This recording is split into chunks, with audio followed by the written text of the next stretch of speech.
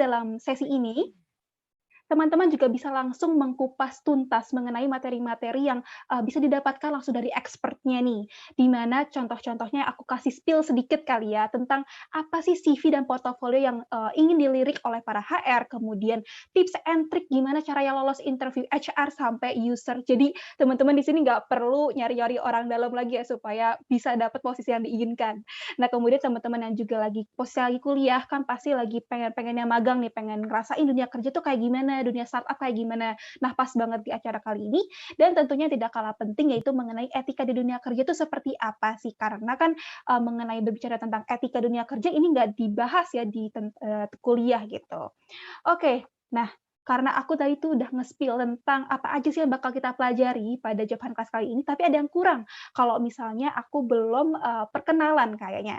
Oke, jadi izinkan aku untuk memperkenalkan diri terlebih dahulu. Perkenalkan, nama saya Tira yang akan menemani teman-teman selama kurang lebih 2,5 jam ke depan.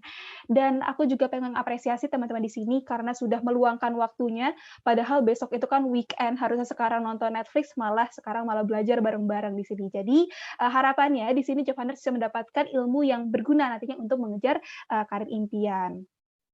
Oke, karena kalau kayak gitu, untuk kita sebelum melanjutkan acara, Job Hunt Class hari ini, izinkan aku untuk membacakan, sedikit rules kepada teman-teman audiens terlebih dahulu. Yang mana yang pertama, seluruh audiens diharapkan dan dimohon untuk menonaktifkan mikrofon serta menyalakan kamera bagi yang tidak terkendala sinyal selama pemaparan materi berlangsung.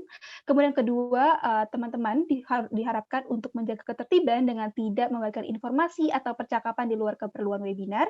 Kemudian yang ketiga, jika teman-teman ingin bertanya, bisa untuk menuliskan nama, titik 2 pertanyaan, sekali lagi nama, titik 2 pertanyaan, dan pertanyaan dari teman-teman bisa disampaikan dalam kolom, chat box, dan akan dibahas pada sesi Q&A setelah pemaparan dari pemateri.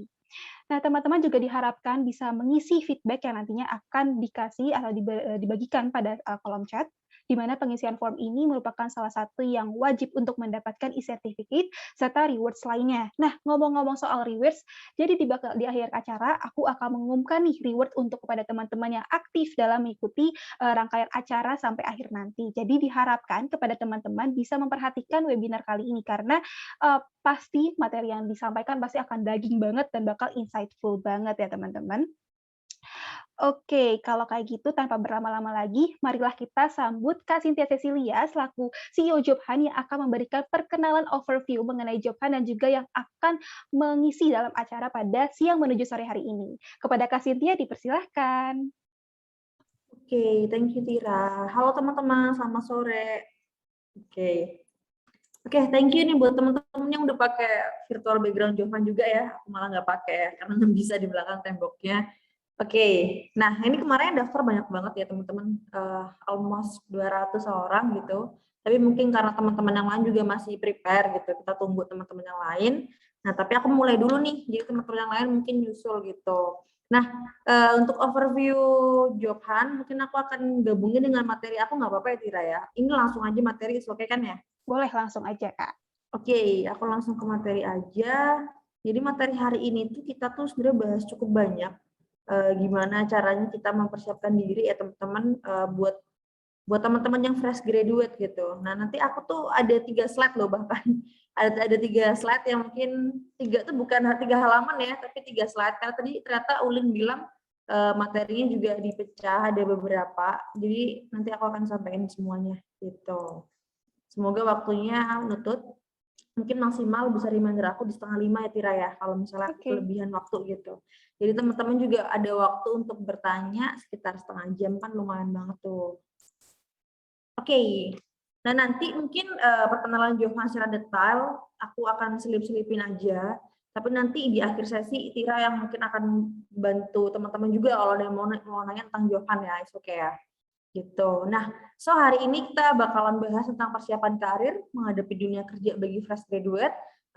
Thank you banget buat teman-teman yang udah join. Ini kan Jumat sore ya, mungkin teman-teman bisa santai atau mungkin ya rebahan lah ya daripada mungkin dengerin. Tapi kalau kalian misalnya mau dengerin sambil rebahan juga boleh banget gitu. Yang penting kan ilmunya nyantol nih. gitu. Nah, oke, mungkin kenalan sama aku dulu teman-teman. Tadi juga Tira udah sempat kenalin, namaku Cynthia Cecilia. Teman-teman bisa panggil Cynthia, bisa panggil Cecil juga bisa gitu. Jadi panggilanku antara dua itulah, kalau nggak Cynthia, Cecil. Nah, saat ini aku lagi building startup aku yang namanya Jovan ini. Jadi Jovan ini adalah sebuah platform pengembangan karir teman-teman untuk teman-teman milenial dan Gen Z. Memang benar-benar anak muda banget gitu ya style Jovan. Jadi user segmen Jovan itu memang teman-teman yang sekarang baru mahasiswa atau mungkin baru lulus gitu yang awal-awal, atau mungkin yang baru kerja tapi levelnya masih level awal sampai menengah gitu. Tapi kalau untuk senior mungkin kurang relate sama Jovan. Nah, selain di Jovan aku juga punya side job ya di MDI Ventures gitu, handle yang namanya Indigo Space Surabaya. Nah, kalau ini khusus untuk startup. Jadi kalau tadi di Jovan itu ngomongin talent, kalau di Indigo Space ini aku bantuin teman-teman startup lokal, khususnya di Surabaya, supaya mereka makin berkembang gitu melalui programnya Telkom. Nah, Telkom ini di MDA tadi itu. So tiap hari aktivitiku ya seputar bikin startup dan membantu teman-teman startup kayak gitu. Nah, jadi basic aku memang startup ya teman-teman. Nanti aku akan sampaikan yang memang relate dengan pekerjaan aku atau mungkin di dunia startup, cuma aku nanti akan tetap sampaikan materi ini secara general. Secara general tuh maksudnya ya aku akan coba beberapa perspektif, jadi nggak cuma yang dari startup aja, tapi juga yang corporate dan segala macam. Karena aku sendiri juga kan pernah kerja di corporate, pernah kerja di agensi juga, pernah kerja di semi BUMN ya, kalau di Telkom MDN ini kan semi BUMN gitu, jadi mungkin nggak akan hanya ngomongin tentang startup aja nih, tapi juga teman-teman yang mungkin tertarik berkarir di industri lain gitu. Nah mungkin highlight aja, jadi selain tadi Jovan, MBA dan beberapa aktiviti lain juga sedang aku jalankan. Nanti juga aku akan spill dikit-dikit tentang Jovan itu apa gitu di akhir sesi. Nah, jadi kita belajar apa aja karena materinya cukup banyak. Sebenarnya sih aku bisa bikin simpel gitu sih materinya. Cuma karena aku pengen jelasin banyak ke teman-teman, apalagi kan ini kan spesial banget nih eventnya Jovan X Shopee gitu. Jadi walaupun 4 ini aku pengen sampaikan banyak hal gitu. 4 poin tapi cukup pengen detail. Nanti semoga waktunya nutut ya gitu. So kita hari ini akan belajar pertama CV dan portfolio yang dilirik oleh S1 yang harus kayak gimana. Kita akan terangin. Terus kedua, cara lolos seleksi interview HR dan user itu seperti apa. Ketiga, tips memilih tempat magang. Tapi nanti aku akan jelasin secara garis besar. Jadi nggak cuma tips memilihnya aja, tapi kayak gimana yang harus dilakuin kalau magang dan segala macam. Terus keempat, etika di dunia kerja untuk khusus berkarir ya. Ini kalau etika ini memang bahas soft skill. Ini juga dari Tira udah mention kalau etika itu atau attitude itu tuh kayak nggak ada di kuliah gitu. Tapi kita kayak harus bisa kita harus bisa punya attitude yang baik dan segala macam ya. Itu susah gitu loh kalau teman-teman mungkin cari teorinya. Tapi teman-teman bisa pelajaran itu praktek, coba beradaptasi, belajar dari pengalaman atau mungkin belajar dari kesalahan orang lain, teman-teman bisa perbaiki dan segala macam. Nanti aku akan terangin juga. Nah, so dari 4 ini mungkin sebelum aku mulai, aku pengen tahu nih teman-teman tuh dari kota mana aja. Terus sekarang teman-teman pekerjaannya atau mungkin statusnya tuh apa? Fresh graduate kah, mahasiswa dan lain-lain.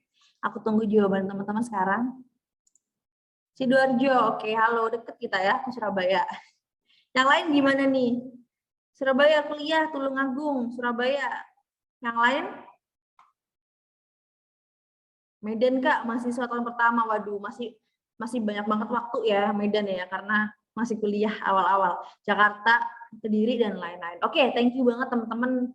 Bandung, Jakarta. Oke, jadi macam-macam ya. Ada yang semester 9. Oke, nanti aku akan bahas semester 9 seperti apa harusnya. Ngalam Siti, Purwakarta. Oke, thank you teman-teman. Aku akan next. Oke, aku akan bahas dari CV portfolio. Jadi sebenarnya yang diminta oleh tim Jovan ya waktu minta aku untuk isi ini adalah CV sama portfolio aja. Cuma aku nggak mau nanggung. Sebenarnya ini kelas free ya, tapi aku kayak memperlakukan ini kayak kelas premium, but it's okay karena kan teman-teman juga udah join di event Jovan, aku pengen ngasih yang maksimal gitu. Aku akan bahas nggak cuma 2 CV dan portfolio, tapi aku bahas 4 CV, resume, cover letter, sama portfolio. Karena menurutku ini penting banget dan banyak orang yang kadang tuh keliru dan bingung gitu loh harus kirim yang mana.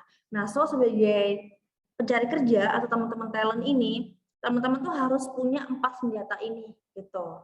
Nah, aku kan di Jovan ini sebenarnya aku bukan HR ya teman-teman. Kalau teman-teman tadi ngeliat kan background aku kan SIKOM ya, ilmu komunikasi. Terus juga kerjaan aku lebih ke bisnis gitu, building startup, building tim, mendukung startup dan segala macam.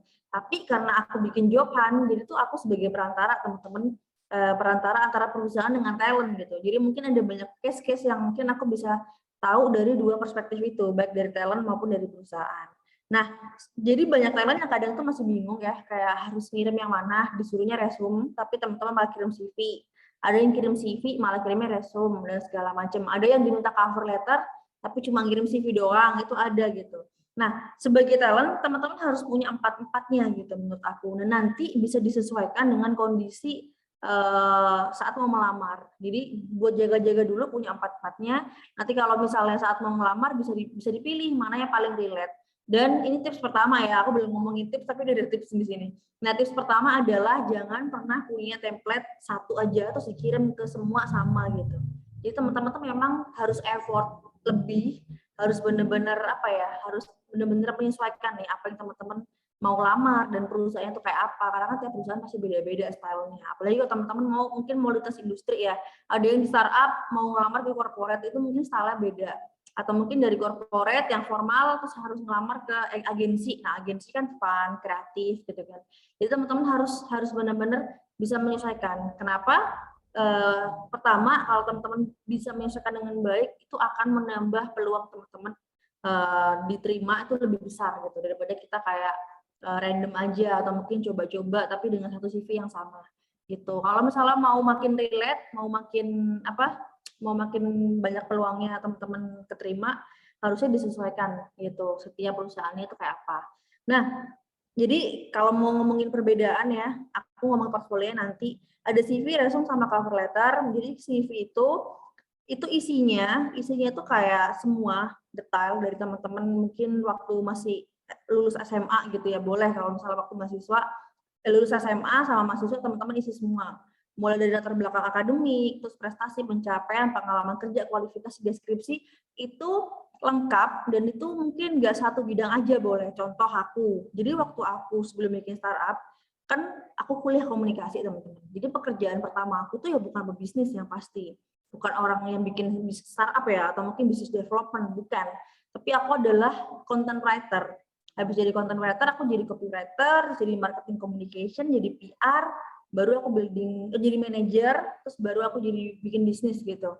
Nah, itu contoh. Nah, kalau teman-teman misalnya ngalami hal yang serupa nih, kayak banyak yang mungkin nggak terlalu nyambung, atau mungkin nyambung nih, tapi ya nggak semuanya itu sama bidangnya. Itu boleh dicantumin CV, semuanya tuh dicantumin aja nggak apa-apa gitu. Nah, aku next dulu. Nah, CV intinya tujuannya itu digunakan untuk menjelaskan riwayat hidup teman-teman selengkap-lengkapnya secara kronologis. Jadi dari kamu kerja pertama, organisasi pertama, punya pengalaman pertama dalam bidang profesional, itu bisa kamu masukin semua. Jadi kalau teman-teman misalnya SMA nih udah punya pengalaman organisasi, masukin aja nggak apa-apa gitu. Atau mungkin pernah menang lomba dan segala macam, mungkin lomba pidato gitu. Tapi sekarang teman-teman pengen bekerja di bidang programming misalnya, kan itu kan agak jauh ya pidato programming. Nggak apa-apa kalau di sini masukin aja semua. So panjangnya biasanya 2 halaman atau lebih. Jadi CV itu memang lebih banyak ke resume. Nah, resume itu apa? Kalau resume itu berisi informasi singkat ya. Jadi dia lebih singkat, kualifikasinya sama pengalamannya juga udah disesuaikan dengan lowongan yang dilamar. Jadi kalau mau bikin resume ini, sesuaikan mau ngelamar apa. Misalnya aku sekarang ya, misalnya aku udah nggak bikin, misalnya aku bikin Jovan nih, tapi aku someday mungkin udah nggak bisnis, terus aku pengen kayak cari kerja gitu. Ya mungkin aku cari kerja yang relate dengan aku nih, misalnya kayak jadi lead-nya hub startup. Misalnya Telkom punya lead hub startup, dia cari, atau mungkin ada beberapa brand lain ya, BRI juga bikin, atau mungkin Block71 itu kayak sebuah inkubator bisnis gitu. Aku ngelamar jadi manajer misalnya. Ya udah, berarti yang aku cantumin adalah pengalaman aku yang tadi aku sebagai manajer di Indigo Space Surabaya ini, di MDI, karena itu berhubungan. Nah, aku udah nggak masukin pengalaman-pengalaman aku yang berkaitan dengan konten, copy, markom, PR. Nah, markom PR mungkin bisa masih nyambung-nyambung dikit, karena kan waktu aku jadi markom PR kan berkaitan dengan startup juga nih. Tapi mungkin hal-hal yang nggak berkaitan, misalnya kayak aku pernah menang lomba nulis gitu kan ya, dari ASUS waktu itu mungkin udah nggak perlu dicantumin, tapi bener nyantumin yang bener-bener relate, baik dari prestasi, pengalaman organisasi, kerja, dan lain-lain. So, resume itu tujuannya untuk mengiklankan diri kamu, tapi sudah spesifik. Jadi, semakin memperkuat gitu loh, kalau mereka tuh tahu, oh kamu bener orang yang expert di bidang itu, gitu.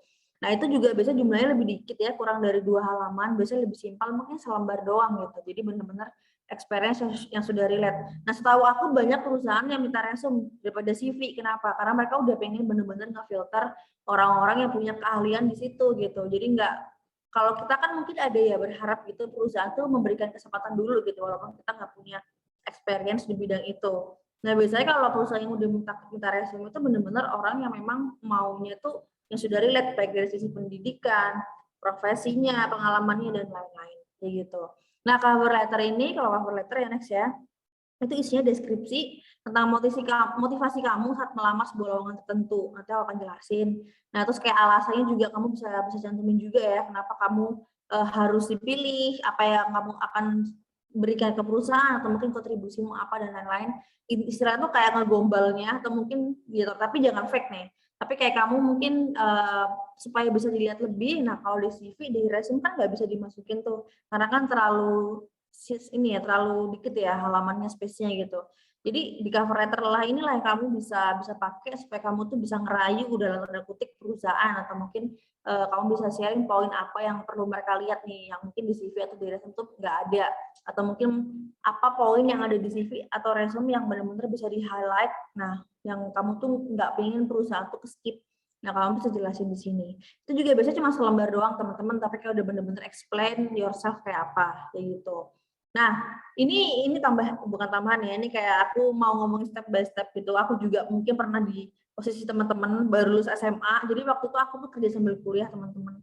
Waktu aku kerja sambil kuliah itu, aku tuh kayak punya CV dari zaman SMA, aku masih simpan sampai sekarang. Terus nanti berprogres lagi nih aku waktu aku kuliah itu kayak apa, terus waktu aku lulus sekarang dan sekarang itu kayak apa tuh udah tahu gitu loh perbedaannya. Oh, ternyata aku berprogres nih, ternyata aku dulu kayak gini, sekarang gini, dan lain-lain.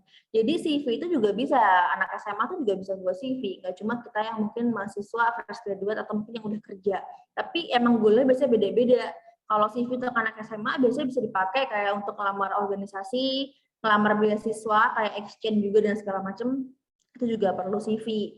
Nah, SMK, SMA, apalagi yang kuliah gitu kan, apalagi yang udah kerja gitu. Nah, aku akan jelasin ya poin-poinnya. So, nomor satu nih yang CV untuk anak SMA dulu. Kalau anak SMA tuh biasanya dia bisa, yang pasti data diri ya. Semua CV yang di level apapun pasti ada data diri nih. Nah, data diri yang basic tuh apa? Nama lengkap, alamat. Alamat itu sebenarnya bisa iya, bisa enggak. Kalau setahu aku kalau di CV yang di luar ya, di luar negeri gitu, yang dari Harvard dan segala macam nggak pakai alamat tempat tinggal because it's private gitu. Tapi kalau teman-teman mungkin it's okay kalau di Indo tuh ada yang nyantumin dan itu nggak masalah. Mungkin supaya perusahaan tahu kayak lokasi kamu tuh jauh terdekat dan segala macam. Tapi kalau kamu nggak cantumin juga nggak apa-apa. Kontak yang pasti nomor HP dan alamat email itu udah kayak basic template default yang teman-teman harus tulis gitu kan ya. Nah, yang kedua, riwayat pendidikan ya, asal SMA dan jurusan nggak usah nulisin dari TK. TK, SD, SMP itu nggak perlu. Jadi dari SMA aja. Walaupun kamu mungkin masih SMA nggak apa-apa, kamu tulis aja. Terus prestasi kamu, pengalaman organisasi, dan referensi. Referensi ini kayak siapa nih orang yang bisa dikontak buat nanya-nanya tentang kamu tuh kayak apa. Bisa gurumu, bisa pembimbing, pelatih, dan lain-lain. Atau mungkin pokoknya orang yang benar-benar tahu kamu, tapi bukan teman ya. Kalau teman mungkin kurang relate, tapi orang yang memang bisa memberikan referensi secara profesional. Biasanya ya kalau nggak guru, dosen, pelatih, coach, atau mungkin orang-orang yang kamu anggap bisa menjelaskan secara objektif, jangan subjektif. Jadi kayak teman, orang tua itu kayak nggak bisa gitu. Nah, selanjutnya untuk CV anak SMK hampir sama prestasi, cuma perbedaannya adalah prestasi, pengalaman organisasi. Perbedaannya terletak pada keterampilan terkaitnya tuh harus benar spesifik, karena anak SMK kan udah spesifik ya. Misalnya SMK-nya jaringan atau mungkin multimedia, teman-teman bisa jelasin di situ. Terus pengalaman kerja atau magangnya juga bisa banget sekalian ditulisin di situ, karena kan memang spesifik. Buat anak SMA, kalau emang juga punya keterampilan yang udah spesifik, atau mungkin pengalaman kerja atau magang udah spesifik, makin oke gitu. Jadi aku bisa bilang kayak CV anak SMA sama SMK ini benar-benar kayak step awal kita membangun karir kita ya. Kalau SMA misalnya masih general, itu is okay gitu karena because mereka masih belum tahu kadang passion mereka apa, mereka juga kadang belum tahu mereka tuh benar-benar suka di bidang apa.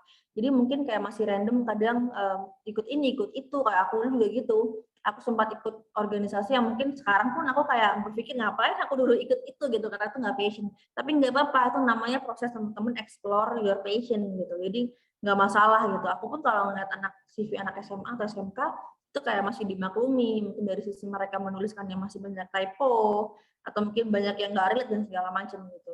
Nah, aku sendiri juga kalau nge-CV ku zaman dulu kayak ngakak gitu, ini ngapain dimasukin gitu dan lain-lain.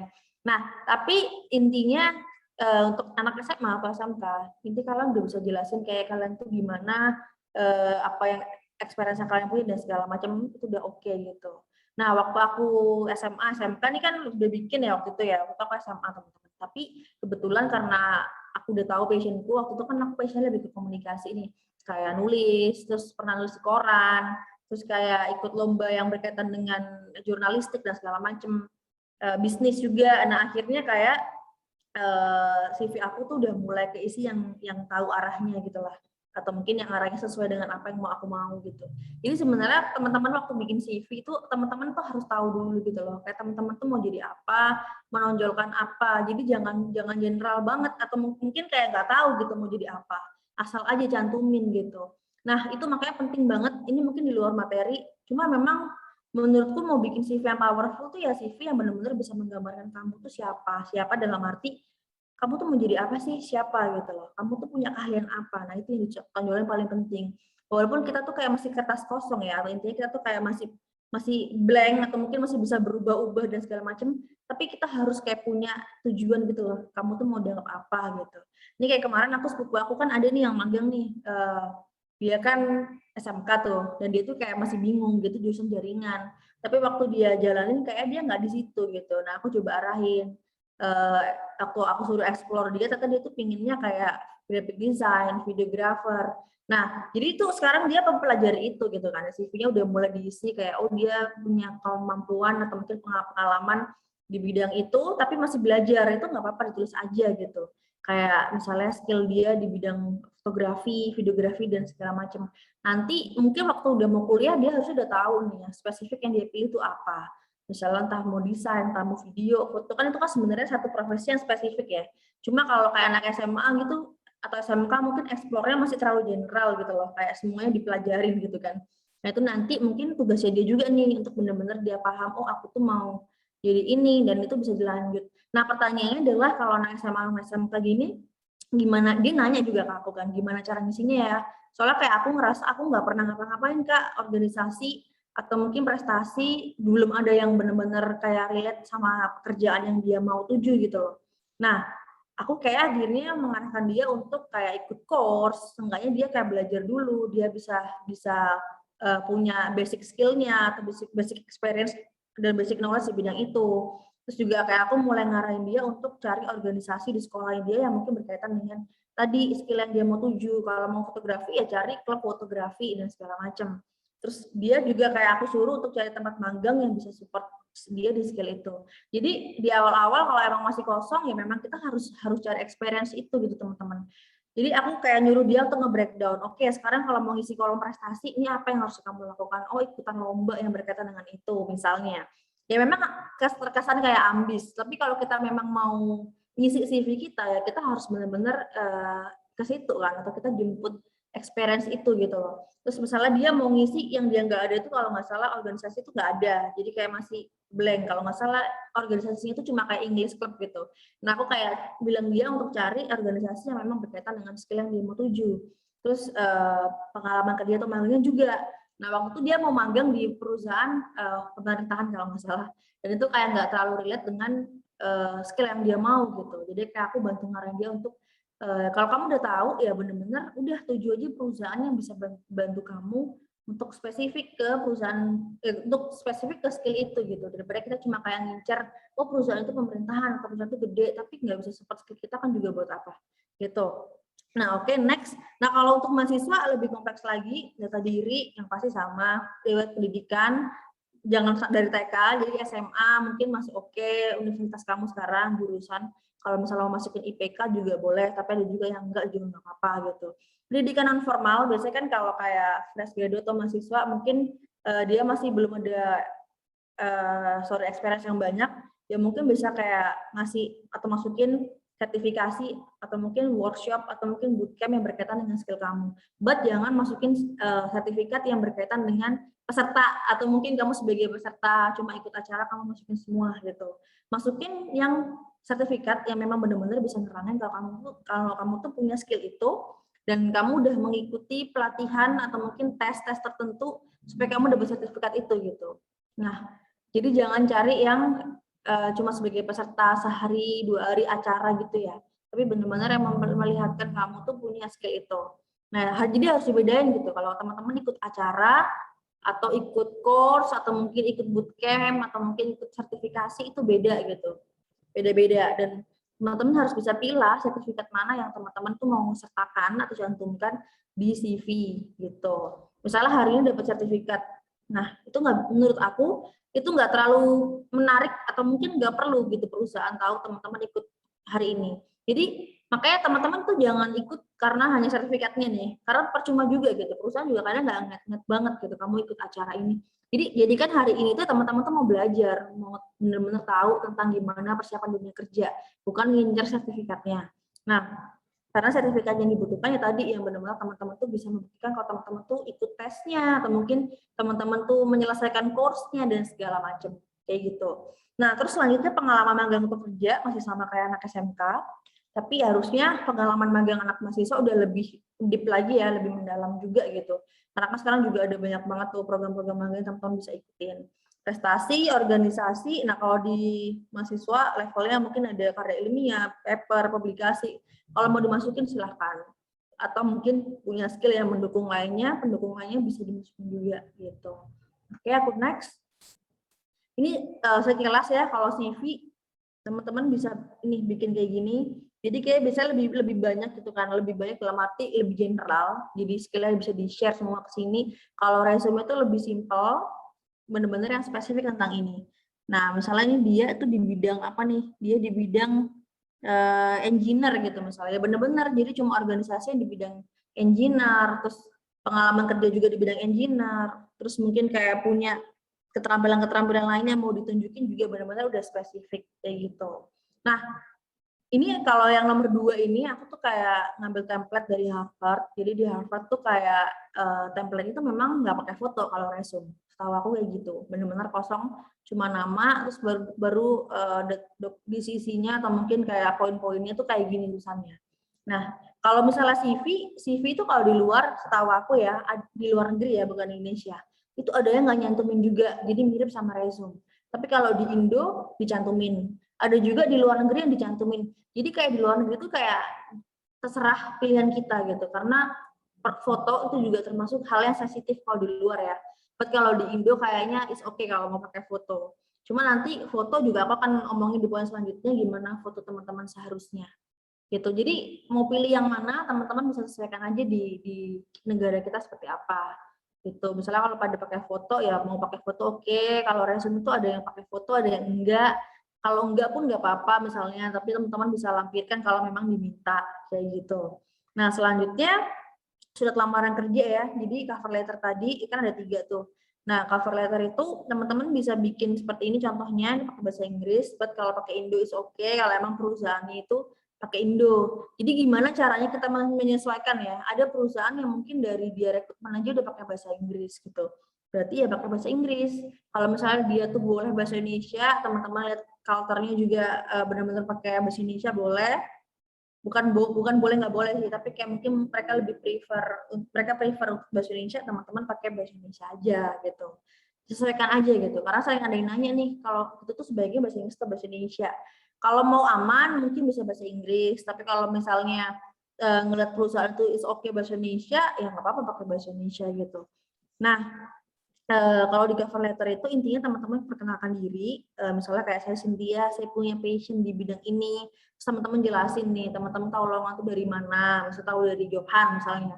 Terus teman-teman explain why teman-teman interest to apply posisi itu gitu ya, teman-teman jelasin kenapa, terus teman-teman bisa kayak kasih pembuktian atau mungkin kayak alasan-alasan itu kenapa nih ditunjang dengan prestasi teman-teman misalnya atau mungkin experience teman-teman. Jadi intinya di paragraf 2 ketiga tuh kayaknya isinya itu kayak cuma meyakinkan kamu tuh adalah kandidat yang tepat. Nah, itu kamu gimana? Misalnya kayak aku nih, aku misalnya someday ngelamar nih di mana gitu ya sebagai inkubator lead gitu misalnya atau mungkin kepala inkubator bisnis gitu. Aku akan jelasin I have experience gitu sebelumnya di Indigo Space Surabaya. Terus aku kayak bisa bantu berapa startup, pakai data juga nih. Kalau makin ada datanya makin terbukti gitu kan ya istilahnya. Aku bisa bantu sekian startup untuk mereka tuh dapat apa dan segala macam. Terus aku mungkin juga sharing experience aku building startup. Aku sampai bisa dapat sekian user atau mungkin sekian revenue dan segala macam. Itu contoh teman-teman ya. Teman-teman pokoknya intinya meyakinkan. Baru terakhir saya thanks buat kesempatan udah dibaca ya email mereka gitu. Teman-teman kayak menunggu mungkin balasan mereka, respon mereka gitu. Itu aja. Nah, terus next, jadi apa yang boleh dan enggak di CV gitu. Jadi di awal yang bisa dilakukan adalah teman-teman harus punya personal statement gitu kan ya. Jadi deskripsi singkat tentang dirimu di pembuka CV gitu. Misalnya di awal ini loh, kalau ini kan ada nih profile. So si Tyler Fader itu siapa sih? Dalam satu dua kalimat atau satu paragraf itu kita tuh udah tahu oh Tyler Fader tuh ini gitu. Sama kayak aku tadi, sebenarnya kalau mau masukin CV kan panjang banget tuh. Tapi udah tahu dari sini gitu misalnya. Tapi ini bisa dijadikan kalimat ya teman-teman ya. Misalnya aku jelasin kayak oh currently aku tuh building startup aku namanya Johan. Aku juga bantu mendukung startup-startup lokal nih melalui Indigo Space. Nah dari situ tuh orang udah nge gitu, oh Cynthia ini passionnya memang di bisnis. Terus dia juga punya startup, terus dia juga mungkin have another job yang tadi yang di bidang pengembangan startup juga gitu. Dari satu kalimat, dua kalimat atau satu kalimat itu orang udah tahu gitu, teman-teman tuh interest di mana atau teman-teman siapa dan segala macam gitu. Kalau masih student nggak apa-apa, terus aja misalnya kamu saat ini sedang belajar di universitas apa, misalnya di Unpad dengan jurusan ini, terus kayak kamu tuh punya passion di bidang ini dan sekarang sedang mencari opportunity atau mungkin next challenge misalnya, itu nggak apa-apa. Pokoknya orang tahu, oh berarti kamu masih kosong, kamu fresh graduate, mereka udah tahu, baca itu doang tanpa ngat bawah di CV kalian, mereka udah tahu gitu, poinnya tuh anak ini tuh apa, siapa, dan lagi gimana gitu intinya. Nah, oke, nomor 2, cantumkan informasi yang mendukung dan relevan. Makin relevan, makin mendukung, makin potensi kamu diterima makin besar. Itu yang aku tahu dan itu udah aku buktiin juga gitu. Waktu aku mungkin apply kerja dan lain-lain gitu. Jadi selama 7 tahun aku kerja ini, ya aku pernah nih coba kayak asal ngirim gitu ya. Aku pernah di posisi itu gitu, kayak aku asal ngirim dan segala macam. Ya kalau misalnya apa ya, benar-benar nggak relate, emang sangat-sangat sulit gitu untuk nyantol. Tapi kalau misalnya kita udah sesuaikan, mungkin diskualifikasi teman-teman benar-benar, wah ini aku banget nih, terus teman-teman bikin CV, portfolio, atau mungkin resume yang benar-benar sesuai dengan itu, peluangnya makin tinggi gitu. Ini juga menjawab pertanyaan, misalnya teman-teman nanya, kenapa ya aku udah ngelamar banyak, tapi kok sampai sekarang nggak dipanggil-panggil gitu. Nah mungkin ada yang salah sama CV teman-teman, atau mungkin resume Nanti teman-teman, belilah portfolio, aja dan lain-lain berkelasnya di gitu. sana. Oke, Ada dia butik. bisa dibantu mute ya, Tira ya. Oke, aku next. Nah, Huh? nomor 3, mengukur kemampuan Apaan nggak secara ngaruh? konkret. Gimana? Oke, Yep. bisa dibantu mute, Tira. Aku next ya. Nah, ketiga, mengukur kemampuan secara konkret teman-teman. Itu bisa dalam bentuk sertifikasi atau course yang teman-teman ikutin. Jadi jangan menuliskan CV itu dalam bentuk misalnya kayak kemampuan office. Kalian ngasih 5 bintang gitu. Nah, itu kan nggak terukur ya. Atau mungkin kalau di CV template itu kayak ada garis, misalnya ini segini, nanti yang lain segini, segini. Nah, jangan yang kayak gitu. Teman-teman mungkin lebih baik masukin skill. Kalau misalnya mau mengukur atau menjelaskan kemampuan kalian sampai mana, itu better kalau pakai sertifikasi. Atau mungkin ditunjukin dalam bentuk description gitu, penjelasan kayak kamu tuh udah bisa ngapain aja dengan itu gitu. Misalnya nih, kemampuan public speaking, terus kamu punya sertifikasi, itu makin bagus. Nah, tapi kalau nggak punya certification, teman-teman bisa explain aja dengan kemampuan public speaking teman-teman misalnya udah pernah deal atau mungkin bisa negosiasi dengan partner X gitu misalnya. Terus kayak teman-teman tuh bisa membantu perusahaan untuk mencapai goal apa, itu bisa dicontohin di situ. Gitu. Jadi jangan yang benar-benar abstrak atau mungkin kita nggak paham ini maksudnya tuh bintang 5 tuh kayak apa, skill kamu sampai di mana dan segala macam. Dan penilaiannya akan lebih objektif kalau teman-teman pakai sertifikasi atau mungkin teman-teman pakai tadi ya experience teman-teman yang teman-teman mau share daripada mungkin kayak hanya bintang-bintang gitu. Oke, itu kan karena yang menilai teman-teman tuh kalau yang bintang sekian gitu. Jadi itu nggak akan lebih apa ya, lebih nggak pas gitu daripada teman-teman mungkin memberikan sertifikasi. Oke, nextnya maksimal 2 halaman tuh bagus, tapi kalau menurutku nih ya secara personal lebih dari 2 halaman tuh nggak apa-apa gitu, asal memang isinya padat dan memang benar-benar penting semua gitu. Cuma ya kalau kenapa dibilang maksimal 2 halaman, itu mungkin lebih aman karena juga supaya HRD itu benar-benar bisa ngecek kamu nggak apa ya nggak capek juga gitu loh ngeceknya kayak oh iya nih 2 halaman udah bisa explain semua. Tapi kalau misalnya banyak halamannya dan itu juga benar-benar nggak experience yang benar-benar relate atau mungkin yang penting mereka bakalan capek atau mungkin bakalan nggak interest gitu buat cek CV kalian karena terlalu panjang. Nah, jujur ya yang paling penting jangan bohong, misalnya skill sampai segini ya jangan bilang lebih tinggi atau sebaliknya jangan terlalu rendah diri. Misalnya skillnya oke, tapi dia mungkin ngakunya biasa aja itu juga jangan gitu. Tetap be yourself aja sesuai apa adanya. Nah, selanjutnya desain yang lega dan bersih. Ini maksudnya tuh kayak clean gitu desainnya. Sebenarnya ada yang nanya kayak apakah CV yang oke itu yang polos atau yang mungkin yang warna-warni. Menurut aku kayak nggak ada yang benar salah sih teman-teman. Nah, yang paling penting itu di poin 7. Teman-teman tuh harus menyesuaikan jenis CV dengan karakter perusahaan yang dituju. Misalnya kalau perusahaan itu kayak dia nggak apa-apa, warna-warni karena mungkin perusahaan kreatif, agensi dan segala macam, nggak apa-apa mau pakai yang warna-warni. But kalau mungkin perusahaannya itu mungkin yang profesional, yang maksudnya profesional itu dalam arti formal, terus benar-benar harus seperti itu ya teman-teman ya ikutin gitu. Makanya penting banget riset perusahaan dulu sebelum teman-teman tuh ngelamar. Nah, ini juga tadi berkaitan ya, jadi kayak jangan pakai warna yang tabrakan, terus juga perhatikan spasi, perhatikan pemilihan warna font, dan lain-lain. Gitu. Dan nggak semua template CV di Canva atau mungkin di mana aja itu udah bener-bener oke gitu. Jadi teman-teman tetap harus sesuai pilih yang memang bener-bener pas gitu. Jadi bukan berarti kayak oh kalau di Canva tuh selalu benar gitu. Enggak, kita tetap harus customize atau mungkin kita sesuaikan dengan mana yang mau kita tuju kayak gitu. Terus selanjutnya gunakan bahasa dan istilah yang mudah dimengerti, jangan yang susah. Terus juga konsisten, mau bahasa Indonesia atau mau bahasa Inggris, jadi jangan dicampur-campur. Foto yang pantas, jangan foto selfie, double check, jangan typo juga gitu. Sayang banget kalau typo. Nah, ini yang jangannya tadi ya, informasi yang nggak perlu itu nggak usah teman-teman. Jadi kayak suku, agama, ras, status pernikahan, tanggal lahir itu sebenarnya nggak perlu gitu kan ya. Setahu aku juga di luar itu juga biasanya nggak nyantumin. Cukup tadi yang data yang udah aku sebutin kayak nama, email, nomor HP, alamat rumah pun juga kayaknya masih fleksibel ya, boleh yes, boleh enggak gitu. Nah, ini suku, agama, ras, status pernikahan, tanggal lahir itu nggak perlu gitu. Kecuali misalnya teman-teman nanti waktu interview ditanya nih, ya jawab aja, misalnya kayak agamanya apa, mungkin perusahaan nanya kan biasanya gunanya untuk ngelihat nih, oh kalau kamu Kristen mungkin waktu lebaran bisa masuk, kalau mungkin butuh lembur nih, kebalikannya mungkin yang muslim jangan Natalan mungkin mereka bisa masuk dan segala macam gitu, itu mungkin kebutuhan seperti itu. Terus kayak ras, status pernikahan kalau ditanya bolehlah teman-teman misalnya jawab gitu. Nah, tapi mungkin di CV nggak usah dulu gitu, nggak usah ditulis. Oke, nah nomor 2, terlalu banyak informasi yang nggak relevan atau terlalu banyak yang aku tadi bilang itu juga bakalan bikin mereka ngerasa nggak relate dan nggak penting untuk dibaca gitu. Ketiga, nggak detail atau mungkin nggak ada contoh konkret. Jadi misalnya kayak kamu bilang kalau kamu punya kemampuan komunikasi yang baik, nah itu kemampuan komunikasi yang baik itu yang kayak apa? Teman-teman bisa jelasin.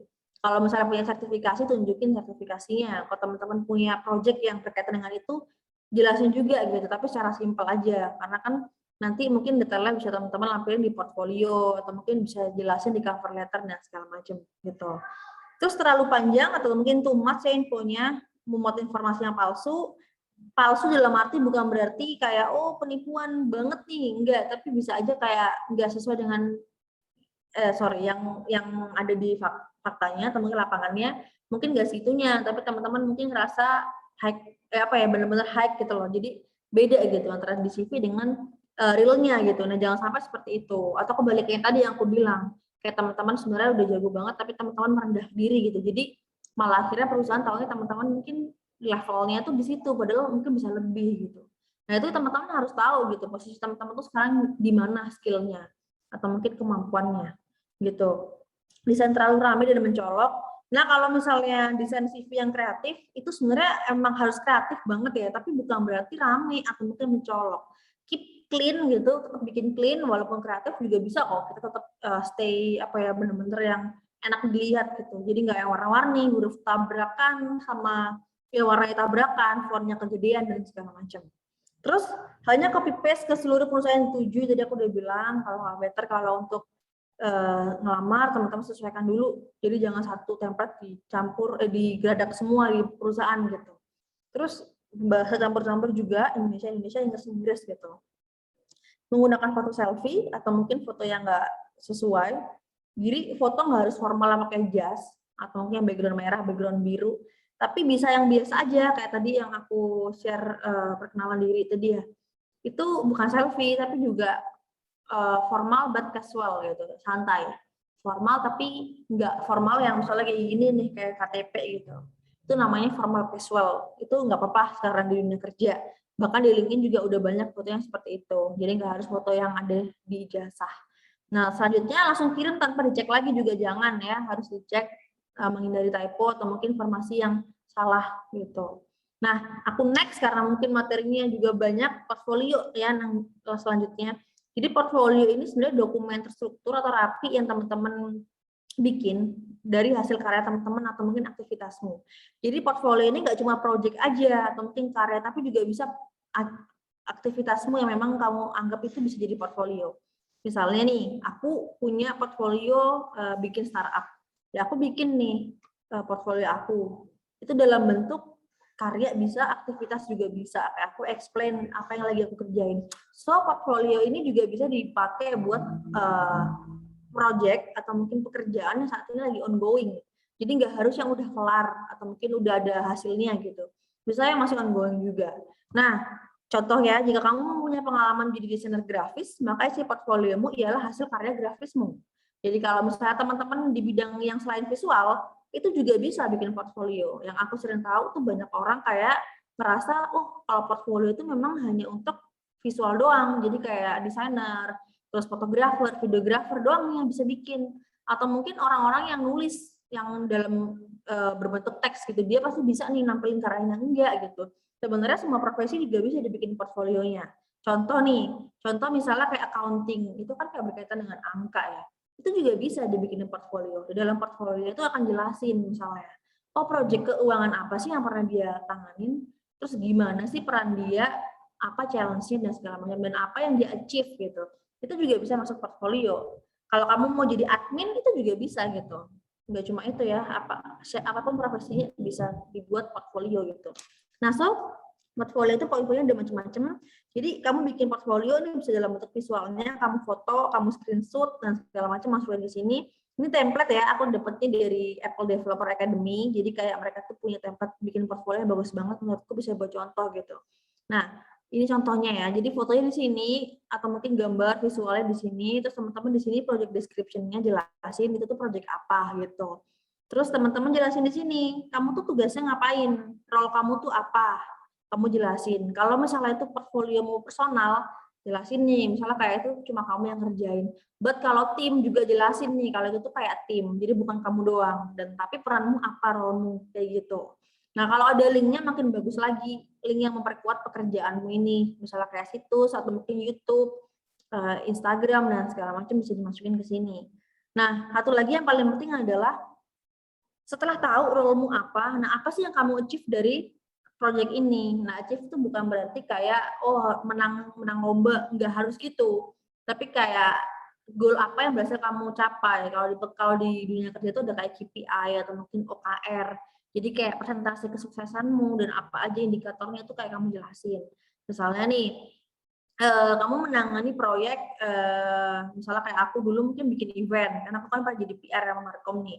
Itu bisa nih aku terangin di sini, misalnya kayak event yang berkaitan dengan pengembangan karir di job hunt. Terus aku jelasin description-nya, terus aku tulis role-nya sebagai project manager misalnya. Terus aku jelasin kapan acaranya berlangsung, ada publication-nya juga dalam bentuk mungkin posternya atau mungkin foto kegiatannya. Nah, terus aku jelasin yang aku achieve dari acara itu tuh apa. Oh, waktu itu aku berhasil mengundang speaker nasional tanpa membayar fee-nya. Itu kan sebenarnya termasuk achievement ya, gimana kita mengundang speaker tapi kita nggak bayar dia gitu. Dan dia itu dari Jakarta ke Surabaya mau gitu.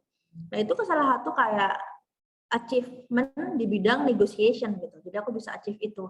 Aku tulis di situ. Terus misalnya kayak aku pernah achieve pesertanya tuh lebih dari target gitu, misalnya targetnya 100 tapi datang 200. Itu kan kayak achievement juga. Jadi achievement tuh bisa dalam bentuk kayak pencapaian-pencapaian yang berkaitan dengan uji kalian itu. Gitu. Oke, aku next. Udah selesai ya CV, resume, portfolio, cover letter gitu. Aku udah jelasin. Nah, sekarang kita masuk ke materi interview SR sama user gitu. Nah, kalau teman-teman misalnya masih bingung interview SR sama user itu apa, interview SR itu yang pasti sama HR atau mungkin HRD itu lebih banyak mengupas tentang latar belakang teman-teman ya, pendidikan. Mereka juga pengen tahu karaktermu tuh kayak apa, lebih ke kamu personality gitu lah istilahnya. Dan mungkin kayak goal kamu dan segala macam. But kalau interview user itu lebih spesifik melihat kemampuan kamu secara teknis, secara pengalaman, itu apakah sudah memenuhi yang mereka cari atau belum gitu loh.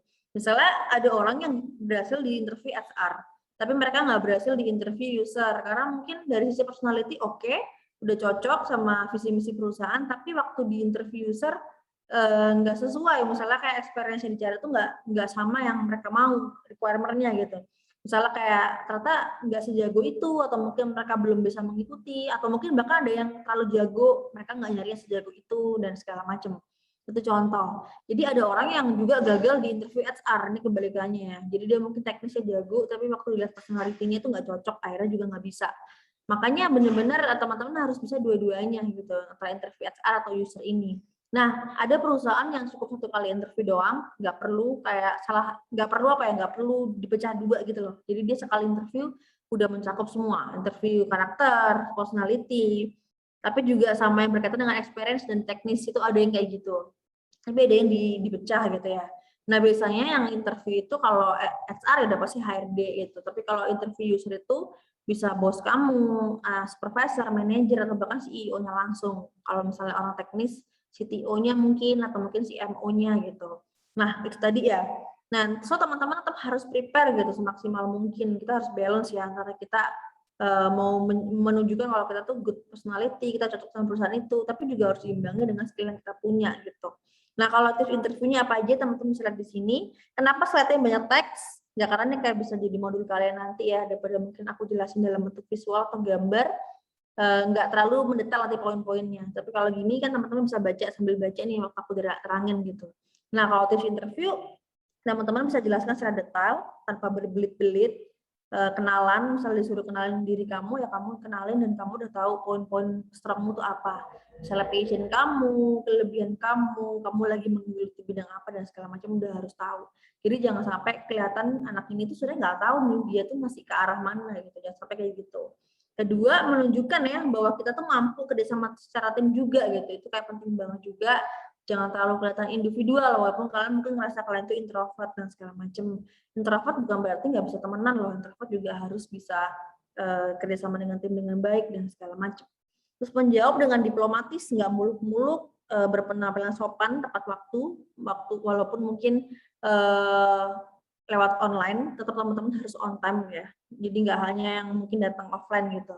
Terus menghindari berpikir terlalu lama, jadi kayak kamu tuh harus sudah tahu cepat menjawab pertanyaan mereka. Nah, supaya nggak terlalu lama mikir ya teman-teman coba banyak latihan, teman-teman coba prepare jawaban-jawaban itu dengan baik. Jadi mulai diperkirakan kira-kira bakal nanya apa aja sih mereka gitu.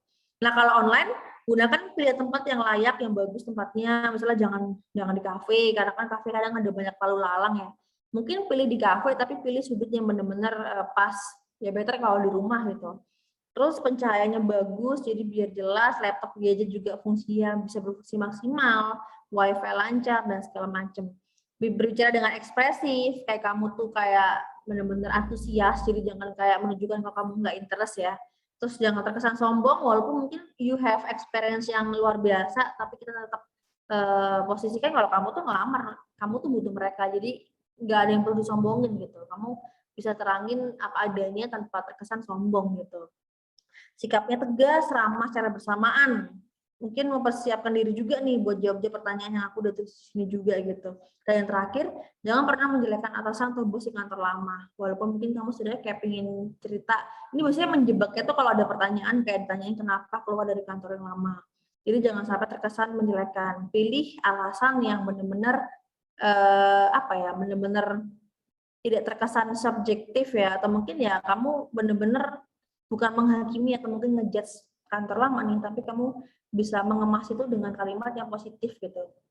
Walaupun mungkin pada kenyataannya teman-teman mungkin nggak suka karena urusan personal, misalnya kayak teman-teman nggak suka bosnya, nggak suka temennya, dan segala macam.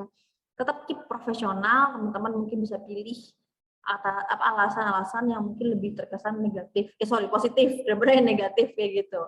Karena itu takutnya jadi bumerang buat kita juga gitu. Nah, pertanyaan-pertanyaan saya tanyain ya, ada beberapa, ceritakan tentang diri kamu.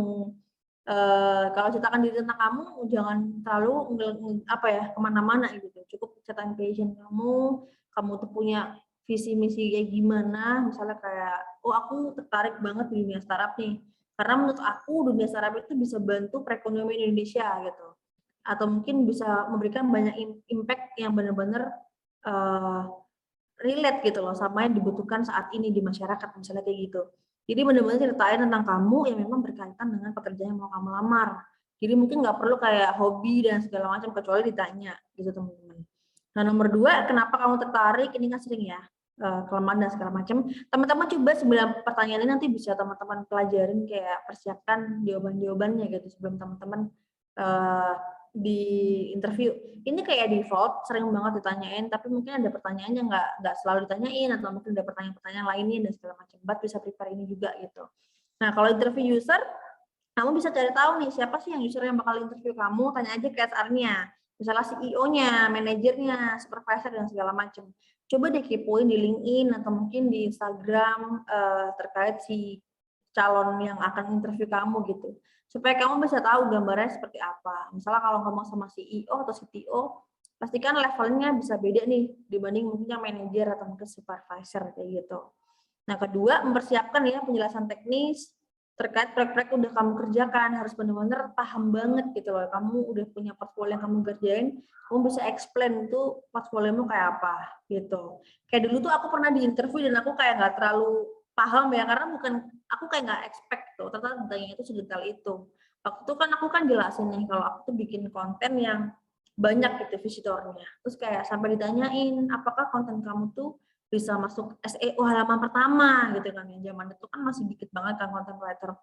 Nah, aku kayak bingung nih, waduh halaman pertama apa enggak gitu, karena kan nggak pernah dicek. Jadi kayak bener-bener dalamin secara deep proyek-proyek udah kamu kerjakan. Nanti takutnya itu ada banyak pertanyaan teknis yang mungkin nggak kamu expect gitu. Disiapin aja dengan baik. Tunjukkan juga sisi unik dirimu tuh apa, jabarin pencapaianmu yang spesifik, pencapaian yang aku bilang tadi yang kayak achievement yang berkaitan dengan proyek kalian. Terus mengantisipasi juga pertanyaan tentang gaji. Kalau misalnya teman-teman ditanyain gaji, ya teman-teman jawab sesuai memang yang teman-teman harapkan. Tapi juga harus di-riset dulu. Nah, cara nego gaji atau mungkin cara jawabnya itu teman-teman harus tahu dulu nih, kira-kira gaji yang ada di sekitar kalian atau mungkin dengan posisi itu tuh berapa. Terus kalian ukur perusahaan yang kalian tuju itu kayak apa. Kan pasti beda ya, big company sama mungkin startup yang baru di building gitu, atau mungkin baru pelan-pelan gitu. Itu pasti akan beda gitu. Jangan sama ratakan gitu. Misalnya kayak di unicorn, startup unicorn udah 10 juta. Ya belum tentu startup yang sekarang UMR aja belum tentu gitu. Dan itu kayak teman-teman harus tahu kondisi itu. Terus teman-teman bisa menilai yang ketiga, kan tadi kan udah riset, terus sesuaikan perusahaan. Ketiga, yang pasti bisa mengukur dengan potensimu itu berapa. Misalnya kamu worth it nggak sih dengan kemampuanmu yang sekarang dibayar sekian misalnya. Ataukah harusnya sekian, nah itu kamu yang harus tahu. Gitu. So, nentuin gaji yang oke itu ya teman-teman berdasarkan tiga hal tadi itu. Kayak gitu.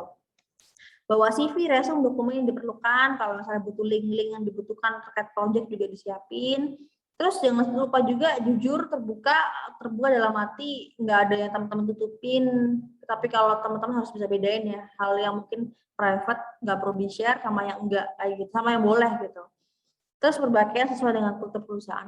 Oke, dan yang terakhir mengajukan pertanyaan ya, kalau teman-teman mungkin punya pertanyaan tentang posisi itu atau mungkin perusahaan itu bisa lebih deep lagi di interview user daripada mungkin di interview HR seperti itu, apalagi yang terkait dengan posisi kita. Oke, ini materinya satu barusan, teman-teman tunggu dulu, aku akan share. Oke, mungkin yang tentang magang sama satu lagi yang tentang attitude. Waktu kita 15 menit lagi, nah yang magang ini nggak terlalu banyak. Oke, aku akan sampaikan magang dulu teman-teman. Oke, nah yang magang ini aku akan jelasin ya. Sebenarnya kan cuma poin tips memilih tempat magang, tapi aku pengen jelasin banyak hal. Ini slide ini aku pernah bikin di talks aku yang lain, jadi sekalian aja gitu. Nah, kondisi magang ya, sekarang tuh di masa pandemi ini tuh ada banyak kesempatan opportunity teman-teman. Jadi kayak kesempatan magang makin banyak, bisa work from home, bisa dari mana aja. Kalau dulu mungkin magang tuh cuma teman-teman dari Jogja nih misalnya, terus teman-teman pengen magang di company yang teman-teman inginkan. Mungkin nggak semua ada di Jogja, misalnya teman-teman harus ke Jakarta atau mungkin ke Bandung, ke Surabaya. Buat sekarang perusahaan dari mana aja teman-teman bisa WFH. Nah, serunya kan itu ya.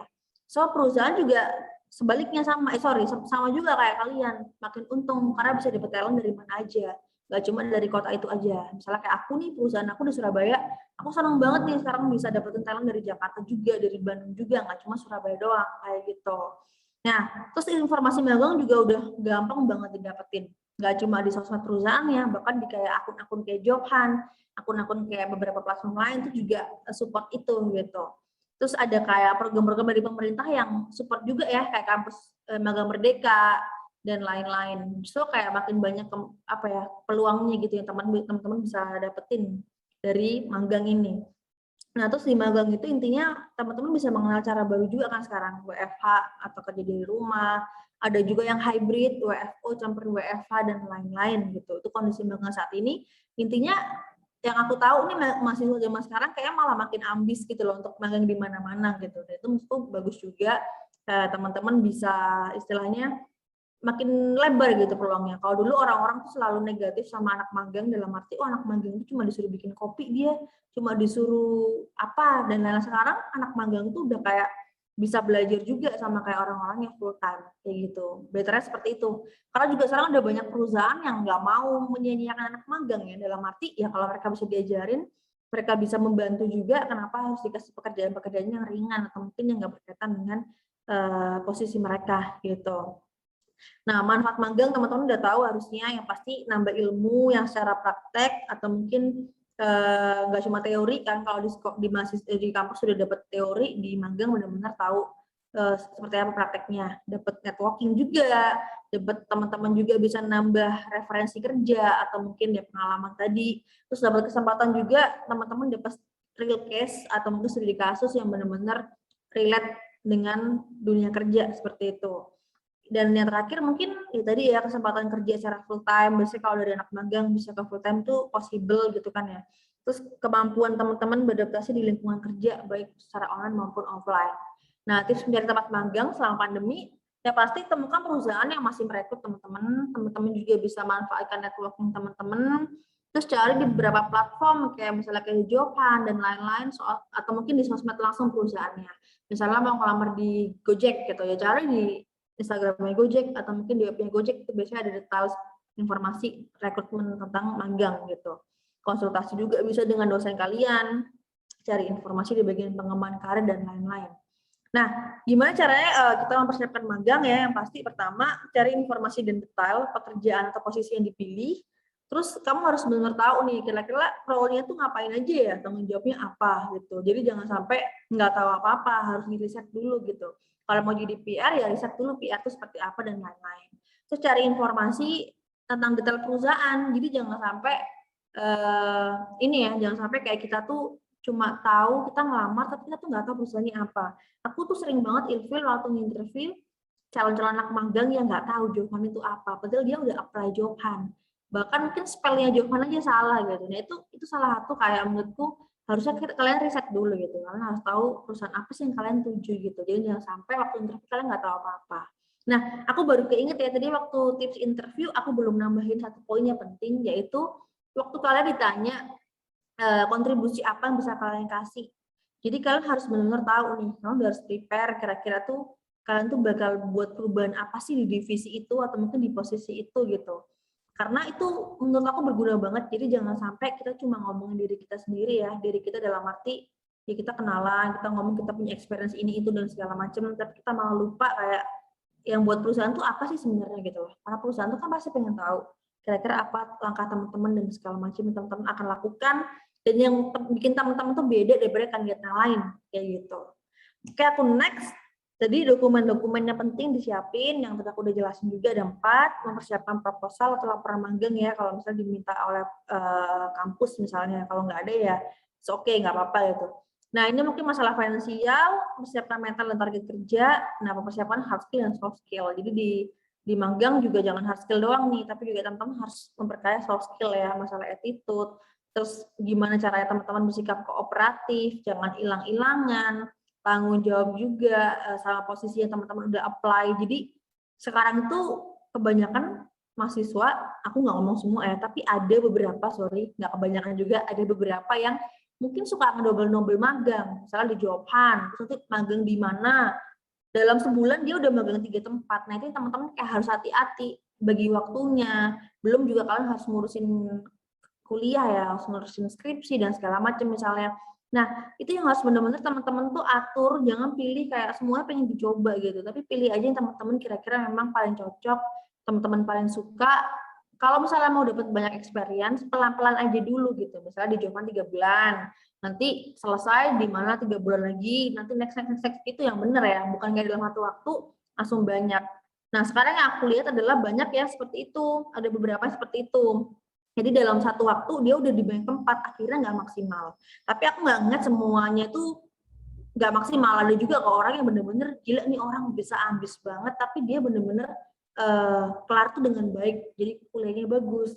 Terus dia lagi magang di 2 tempat juga jalan dengan baik. Karena kan sekarang kan magang kan online. Jadi mungkin untuk membagi waktunya juga bisa lebih mudah gitu kan ya. Dia nggak perlu datang ke kantor, yang penting dia selalu standby, jadwal meetingnya aman, jadwal kerja aman, dan udah gitu aja gitu. Dan itu bisa berjalan dengan baik.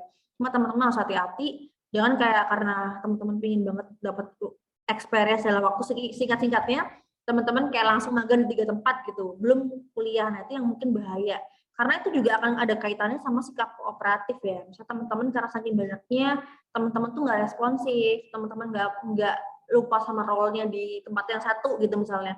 Itu akan ngefek banget gitu. Dan malah akhirnya malah nggak maksimal semua, menurutku seperti itu. Nah, sikap kooperatif itu intinya kalau teman-teman misalnya lagi magang ya, walaupun anak magang, jadi kita tuh sebenarnya paham anak magang itu mungkin kadang ada yang belum paham tentang hal tertentu dan segala macam. Perusahaan tuh mau kok untuk ngajarin kalian gitu, tapi kalian juga harus aktif, kalian harus inisiatif, kalian juga bisa kooperatif kalau kita tanya, responsif dan segala macam. Itu yang paling penting, jangan hilang-hilangan. Terus kalian juga harus bisa bedain kayak kalian tuh punya alasan yang profesional. Misalnya kalau nggak bisa meeting nih misalnya ya, kepepet banget nggak bisa meeting. Misalnya kalian ada bentrok nih dengan jadwal kuliah atau mungkin kalian punya kegiatan lain yang mungkin ya 11-12 sama magang. Kalian bisa pilih ya alasan yang mungkin terlihat profesional. Aku kayak pernah nemuin anak magang aku kayak alasan, aku harus ke nikahan saudara aku. Nah itu kan kayak it's very personal gitu kan. Itu nggak boleh kita kayak alasan personal kita kaitkan dengan dunia profesional. Misalnya kayak, Kak bentar ya tugasnya kayak aku nggak bisa kumpulin sekarang deh karena aku harus ini ngurusin pernikahan tetangga aku misalnya. Jadi itu contoh ya, itu pernah aku alami dan aku ngerasa kayak aku gini sih gitu kan. Kayak teman-teman ini kayak harus paham kira-kira alasan-alasan apa sih yang tepat. Jadi bukan berarti aku ngajak kalian nggak jujur ya, karena kan mungkin ya kalau emang lagi ngurusin saudaranya kan ya nggak apa-apa juga gitu. Cuma mungkin kalian harus bisa memahamin perbedaan, yaitu tadi alasan yang profesional dan yang nggak profesional. Misalnya kalian alasan, aku tuh lagi banyak tugas kak, ini aku pernah alamin ya, ada yang alasan, aku lagi banyak tugas kak, nggak bisa aku kerjain di rumah sekarang. Pokoknya besok ya, atau mungkin lusa. Nah, harusnya dia mungkin lebih memilih kalimat yang, oke kak, segera diselesaikan, besok dikumpulin, udah gitu aja misalnya. Nggak perlu mungkin kayak explain kalau dia punya tugas banyak dan dia lagi nggak bisa handle. Nah, kalau kita di posisi perusahaan, teman-teman juga harus berpikir dari sisi perusahaan gitu ya. Mereka akan berpikir kayak, ya minta magang kan kamu nih, kamu yang ngajuin gitu. Nah, terus kamu kayak alasan sekarang kamu sibuk dengan urusan kuliah, ya kan udah tahu nih kalau magang itu bakalan sibuk, bakalan mungkin bisa bentrok juga dengan kuliah. Nah, itu kan gimana caranya kalian manage waktu kalian gitu kan ya. Bukan kamu yang harus memahamin kalian sibuk dan lain-lain gitu. Apalagi ada organisasi yang nggak berkaitan dengan pekerjaan. Itu contoh. Nah, terus aku next, itu tadi penting banget teman-teman, walaupun itu kayak soft skill yang orang nggak selalu ngeh, tapi attitude, cara kita untuk bersikap itu akan menentukan orang nilai kita gitu. Kayak aku kadang lihat skill-nya itu 11-12 lah. Misalnya si siapa nih, si Ulin nih, misalnya ada nama Ulin, satu lagi Mada gitu ya. Nah, si Ulin ini sama Mada ini sebenarnya dari skill hard skill, mereka tuh kayak mirip-mirip, 11-12. But misalnya si Ulin ini lebih sopan, lebih inisiatif, lebih menghargai, atau dia bisa kerjasama dengan tim, itu aku lebih interest sama si Ulin daripada si Mada, walaupun mungkin ya kemampuannya hampir sama, atau mungkin bahkan si Mada mungkin lebih pinter misalnya secara IPK dan segala macam. Aku akan lebih pilih si Ulinnya kayak gitu contohnya. Nah, satu lagi yang mungkin penting banget masalah soft skill adalah waktu teman-teman itu mencoba mendelegasikan tugas nih ya. Teman-teman ya gimana caranya nggak terkesan bosi, atau aku nih pernah nih punya anak magang, dia malah kayak bales nyuruh nih kita yang di perusahaan atau mungkin kita tim ini, dia malah kayak minta tolong ke kita gitu. Teman-teman harus tahu posisi teman-teman sebagai anak magang. Kalau misalnya perusahaannya itu benar-benar baik sama kalian, dalam arti nggak terlalu ke pressure, mereka juga mau bantu, ya kalian benar-benar harus appreciate itu gitu. Jadi bukan malah dimanfaatin dan segala macam. Mungkin karena Jovan juga kita kan kayak open nih, open. Jadi kayak nggak ada yang namanya startup tuh kayak nggak terlalu kasta ya. Oh ini CEO harus gini banget. Enggak, but aku kayak pernah akhirnya anak magang aku malah nyuruh-nyuruh aku gitu. Nah, terus aku kayak coba tegur dia bahwa sebenarnya tuh nggak kayak gitu. Kita tetap saling membantu, tapi kamu harus tahu juga posisi kamu dan segala macam. Nah, itu yang teman-teman harus pahamin. Oke, aku next. Nah, yang teman-teman bisa lakuin waktu magang, ya pasti bikin suasana profesional di rumah nih. Ini kan lagi pandemi ya. Melatih kemampuan komunikasi, terus jaga komunikasi dengan baik dengan perusahaan juga. Nah, ini mungkin nggak terlalu, ini teman-teman bisa baca aja nanti jadwal rutin meeting, terus mungkin tadi udah dijelasin juga bersikap profesional, networking, dan lain-lain gitu. Nah, kalau ini yang harus kamu dapetin saat kamu magang, jadi teman-teman tuh jangan cuma ngincer sertifikatnya, itu kayak udah pasti dan dapat sertifikat. Terus yang paling penting adalah ya teman-teman itu bisa benar-benar dapat kualifikasi kompetensi ya, atau mungkin kayak kalian tuh benar-benar dapat project yang real, kalian benar-benar ngelakuin project-project itu yang benar-benar kalian kerjain gitu. Nanti kalian bisa rapikan dalam bentuk portfolio. Yang penting harus ada itu. Terus ketiga, ya ini mungkin tambahan kayak kalau kalian mungkin perusahaannya bisa support kesehatan atau mungkin kayak BPJS dan segala macam, itu boleh diminta gitu. Dapat uang saku, transport. Setahu aku juga ada magang yang free sama enggak. Nah, kalau dari aturan pemerintah harusnya tuh berbayar semua. Kalau enggak minimal tuh uang transport. But ada perusahaan yang mungkin masih menyesuaikan nih. Dan kalau kalian ngerasa perusahaan itu tuh memang bisa memberikan benefit lain selain money dan itu worth it, ambil aja gitu. Dan emang ada perusahaan yang memang masih belum bisa membayar ini ya, apa, pemanggangnya gitu. Tapi ada yang harusnya udah ngasih juga. Jadi kalian coba cek aja nih, kalau emang perusahaan itu big, gede, dan dia nggak bisa bayar, itu yang mungkin aneh. Tapi kalau mungkin perusahaan ini baru dirintis dan segala macam, itu kayak masih masuk akal gitu. Nah, kelima, surat rekomendasi ini opsional ya, apalagi kalau kalian yang mungkin benar-benar jadi best intern atau mungkin deket sama orang dalam atau mungkin networkingnya, kalian bisa maksimalin untuk minta surat rekomendasi gitu. Nah, yang paling penting lagi dapat mentor. Kalau magang nggak dapat mentor tuh sayang banget gitu. Maksimalin di situ, karena dengan dapat mentor kalian bisa dapat ilmu secara cuma-cuma kan dari benar-benar praktisinya atau mungkin si expertnya ini gitu. Ini aku tambahin karena penting juga, jadi kalian harus cermat dalam memilih perusahaan, terus juga melihat manfaat yang akan didapat, bakalan worth it enggak sih magangnya itu, kalian harus cermat. Jadi kalian tuh harus bener-bener jangan cuma kayak, oh lagi tren nih ada magang di sini gitu kan ya. Kira-kira program magangnya itu bagus enggak sih? Atau kalian tuh dapat maksimal enggak sih? Atau mungkin kalian bakal nggak dapet apa-apa, atau kalian cuma kayak rame-rame seru-seruan aja. Jangan sampai kayak gitu, karena aku ngeliat sekarang ada banyak banget magang yang dibuka, ya cuma buat rame-ramean, atau mungkin nanti nggak terlalu di-handle oleh perusahaannya. Kalian cuma bisa pasif aja karena mungkin nggak direspon, atau mungkin slow res di perusahaan dan segala macam juga harus diperhatiin gitu. Karena kalian jangan sampai rugi ya, udah berharap banyak, tapi ternyata malah nggak sesuai ekspektasi. Terus magang di banyak tempat dalam waktu yang bersamaan, tadi aku udah jelasin. Itu yang aku lihat sekarang trennya seperti itu. Ada bagusnya tapi juga hati-hati juga gitu teman-teman. Nah, keempat, gak kunjung mendapatkan tempat magang. Ini juga ada banyak ya yang kayak ngerasa gak keterima di kampus Merdeka, atau magang Merdeka, atau mungkin gak diterima di ruang magang dan segala macam. Ini juga teman-teman harus coba dari apa ya, jadi jangan langsung kayak perusahaan yang big dulu nih, bisa teman-teman coba dari mungkin startup-startup baru yang mungkin bisa menerima kalian. Nanti kalau dari kalian udah punya pengalaman itu, mau ke tempat yang besar tuh bisa banget. Jadi kayak anak magang aku banyak yang mereka mulai dari Jovan dulu, karena kan because Jovan kan small startup ya.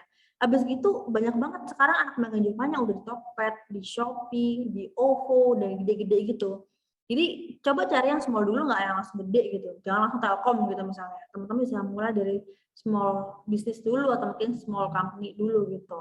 Atau mungkin dari tempat-tempat magang yang memang dia sesuai dengan yang kamu sesuai dengan skill kamu saat ini gitu misalnya.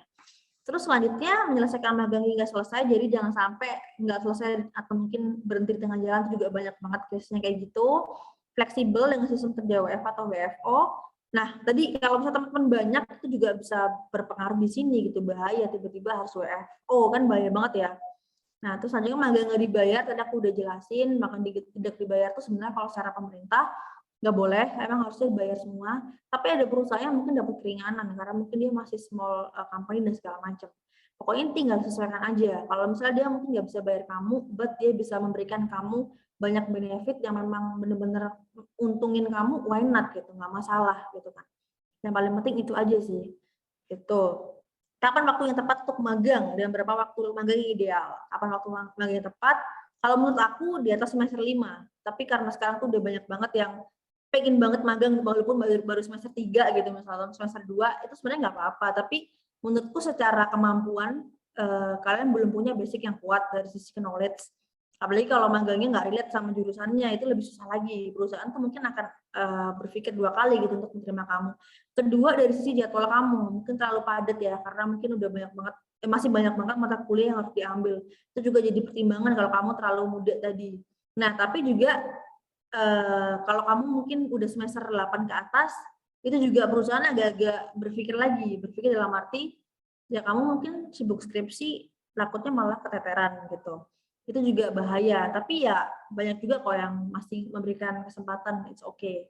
Nah, ada lagi yang mungkin magang setelah lulus S1 atau fresh graduate, itu bisa dapat kesempatan, tapi ada juga perusahaan yang nggak mau gitu, karena mungkin ya kalau kamu udah fresh graduate, ngelamar yang full time aja, because mungkin kalau di internship, takutnya kalau yang udah lulus, dia akan expect di hire full time gitu, sedangkan mungkin perusahaan lagi nggak open. Itu yang mungkin teman-teman perlu tahu aja ya case dari company. Cuma menurutku coba aja, nggak masalah kalau kalian mau semester berapapun, karena kan tiap company itu pasti punya case-nya beda-beda. Ini aku ngasih beberapa case aja yang aku tahu kayak gitu. Jadi kalau kalian sekarang masih semester 3 mau nyoba, coba aja nggak apa-apa. Siapa tahu saya emang mau dan memang mereka anggap kalian capable. Kalau kalian sudah lulus pun mau magang nggak telat kok. Kalian bisa coba aja kayak gitu. Dan selanjutnya hal-hal yang harus dihindari mahasiswa saat magang atau mungkin hal-hal yang membuat magang menjadi optimal. Tadi aku udah bilang fokus, teman-teman juga balance antara hard skill sama soft skill. Jadi jangan hard skill doang, tapi sebaliknya juga jangan soft skill doang. Jadi harus balance. Di sini tempat kalian untuk belajar banyak teman-teman, kayak gitu. Nah, ini rekomendasi program magang teman-teman bisa cek, ada Magang Kampus Merdeka, kalian bisa apply. Setahu aku juga Magang Kampus Merdeka ini kayak ngebantu banyak banget mahasiswa untuk apply di top-top company ya, yang aku tahu. Yang aku tahu waktu zaman aku kuliah tuh nggak segampang itu loh, mau magang di unicorn gitu, mau magang di Telkom dan lain-lain. But sekarang kayaknya lebih easy karena ada program ini ya. Kayak banyak banget alumni Jofar internship yang join gitu di Kampus Merdeka, akhirnya mereka kayak di top company. Kalian bisa cek-cek situ, atau mungkin kayak ikut program-program lain di sini. Nah, kalau misalnya nggak ada di sini, ya teman-teman coba cek langsung ke perusahaan, ke website perusahaan masing-masing, kan ada tuh di situ. Jadi kayak harus keep in touch, follow juga akun-akun kayak Jovan yang akan memberikan kamu informasi magang, gitu. Ini mungkin akun-akun untuk cari magang juga aku udah share. Udah sih itu aja sebenarnya. Tadi aku baru inget ya, aku juga udah mention soal attitude. Jadi sebenarnya udah jadi satu, karena menurutku ya sama, kalau teman-teman mungkin ngomongin attitude di tempat sebagai anak magang atau mungkin sebagai full time, menurut aku tuh sama sih. Yang penting tadi yang aku udah jelasin, teman-teman bersikap responsif, keep profesional, teman-teman juga bisa kerja sama-sama tim, jujur, loyal, itu aja sih sebenarnya poin-poinnya teman-teman. Adaptasi juga penting, bisa adaptasi juga. Sudah aku udah explain semua. Intinya kalau kalian mau cari tempat magang, ya kalian juga harus melihat nih, kira-kira apakah worth it buat kalian di situ. Terus apakah itu sudah sesuai dengan yang kalian cari. Misalnya kalian memang mau cari experience di bidang consulting, ya jangan melamar di startup, ya kalian harus benar-benar cari company-company yang berkaitan dengan consulting. Jadi harus tahu dulu gitu loh untuk memilih tempat magang itu. Nah, selanjutnya ya kalian persiapkan diri dengan baik supaya makin gampang juga keterima. Itu aja dari aku, teman-teman. Udah 4:30 sesuai janji aku dari 4:30. Semoga materi bermanfaat. Mungkin sebagai penutup ya, ini tadi kita sampaikan materi soal CV, interview, terus tempat magang, sama yang terakhir tadi yang attitude gitu kan ya. Intinya nih buat kalian yang fresh graduate atau yang lagi prepare karir kalian, ingat yang namanya proses ya. Ini kan ada quote, the good life is a process.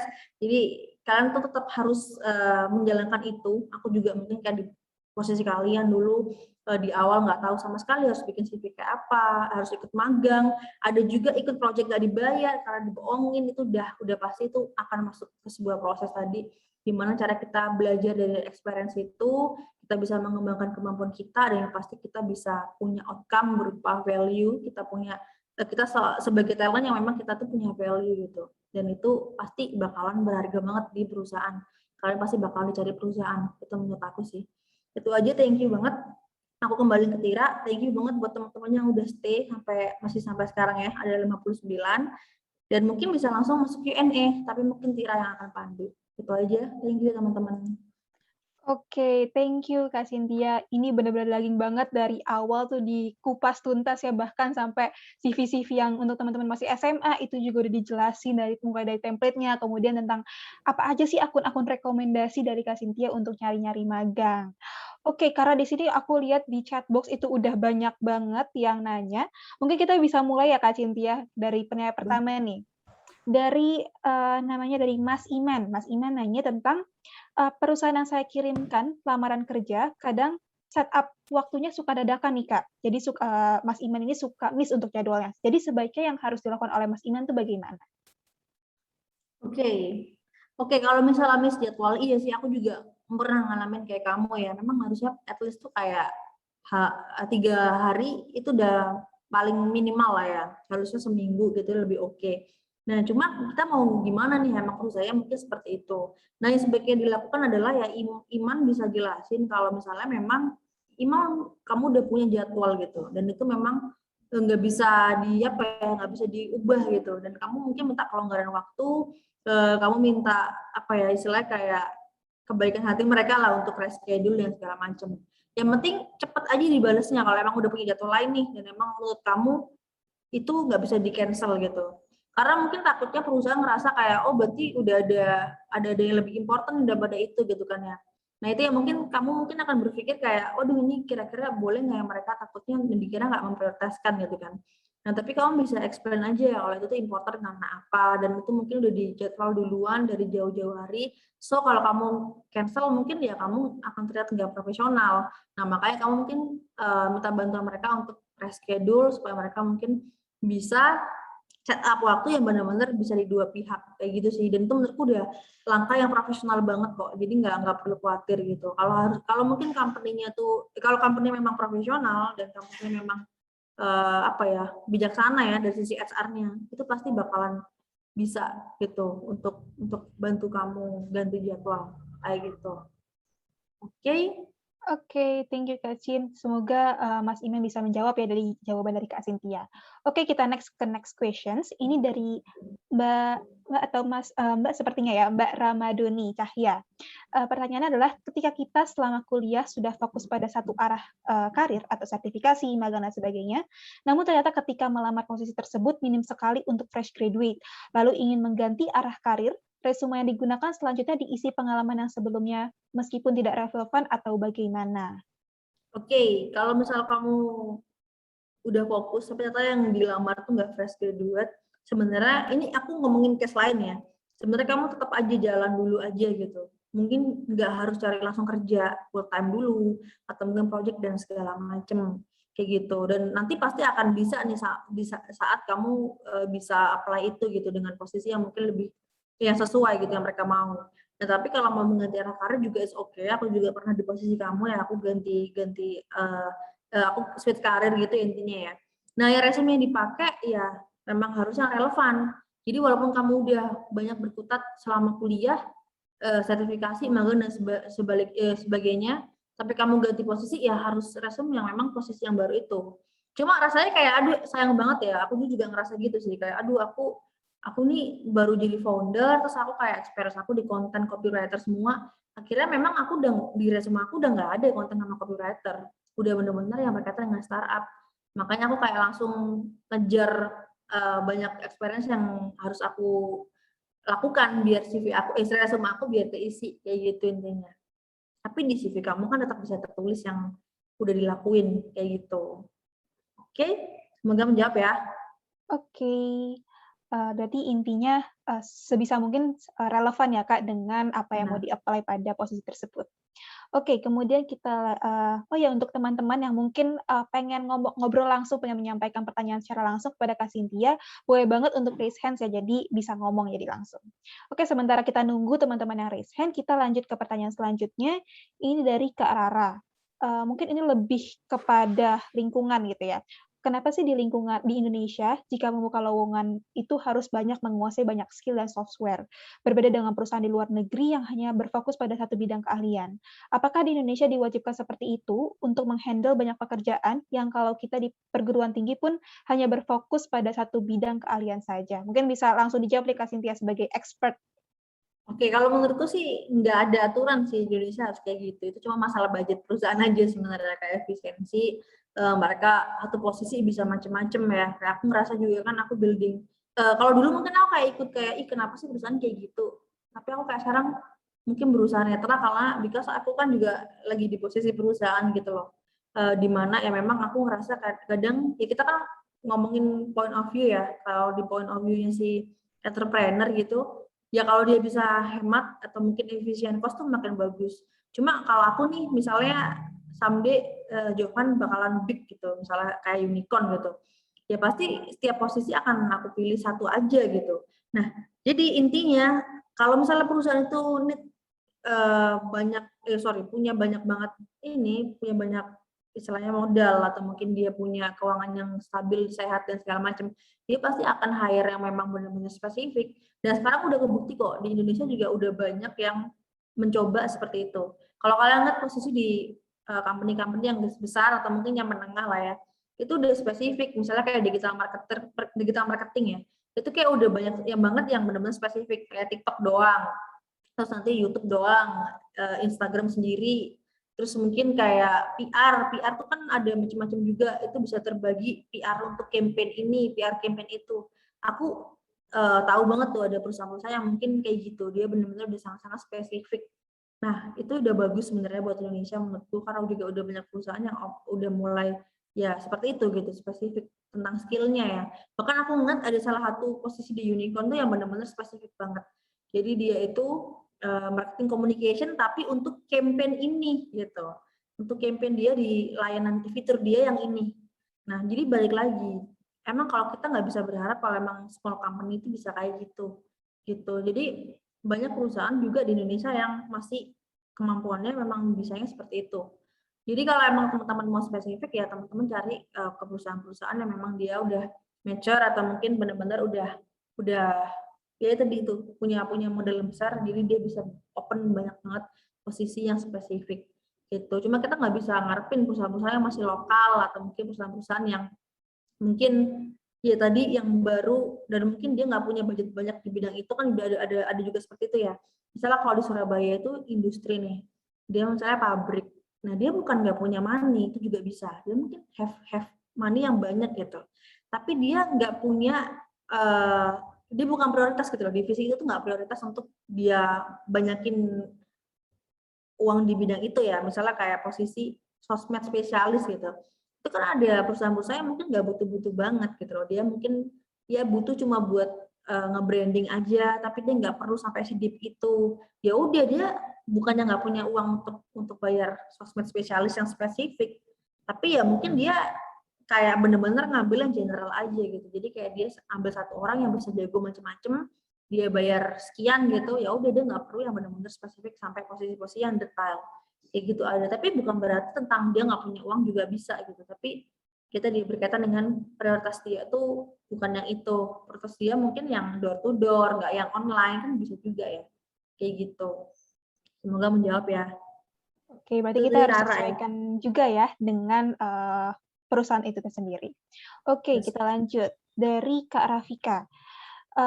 Pertanyaannya adalah, saya pernah magang selama 6 bulan pada tahun 2020, tapi selama magang hanya aktif 2 minggu. Setelah itu WFH, tapi nggak dapat pengalaman sama sekali, karena tidak pernah dikasih tugas dan tidak pernah dikasih kesempatan untuk membantu pekerjaan dari senior. Nah, dari kasus tersebut, bagaimana ya Kak? Karena terkadang bingung masuknya sudah ada pengalaman atau tidak gitu di CV. Oke. Ini berarti kan azong ya, Rafika ya. Nah, yes. Aku nggak nyuruh kamu spill company-nya sih, nggak usah gitu. Jadi sebenarnya tadi itu juga masuk dalam salah satu tips kalian memilih tempat magang.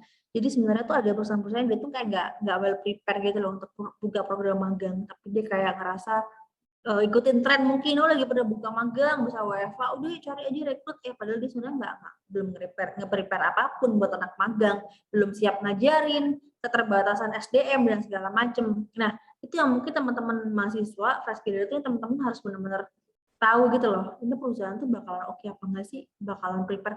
Nah caranya gimana, mungkin bisa disurvei dulu, di riset dulu, kalian coba cari orang-orang udah pernah magang di situ, tanyain aja di DM, kenalan, kalian nanya kira-kira magang di situ kayak apa dan segala macam.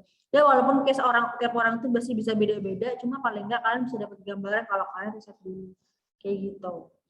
Dan gimana kalau udah kayak gitu, ya kalian tetap bisa nyantumin di mana di di CV atau di portfolio kalau kalian magang di situ, kalau memang kalian mau gitu loh.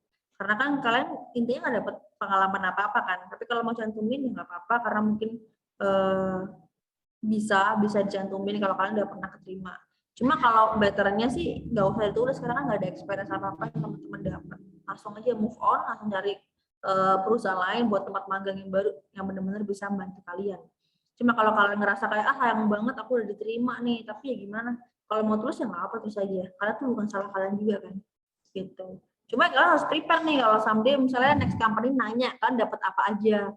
Ya jangan bener-bener kayak spill, wah aku nggak diajarin apa-apa. Kasian juga buat si perusahaan ini gitu.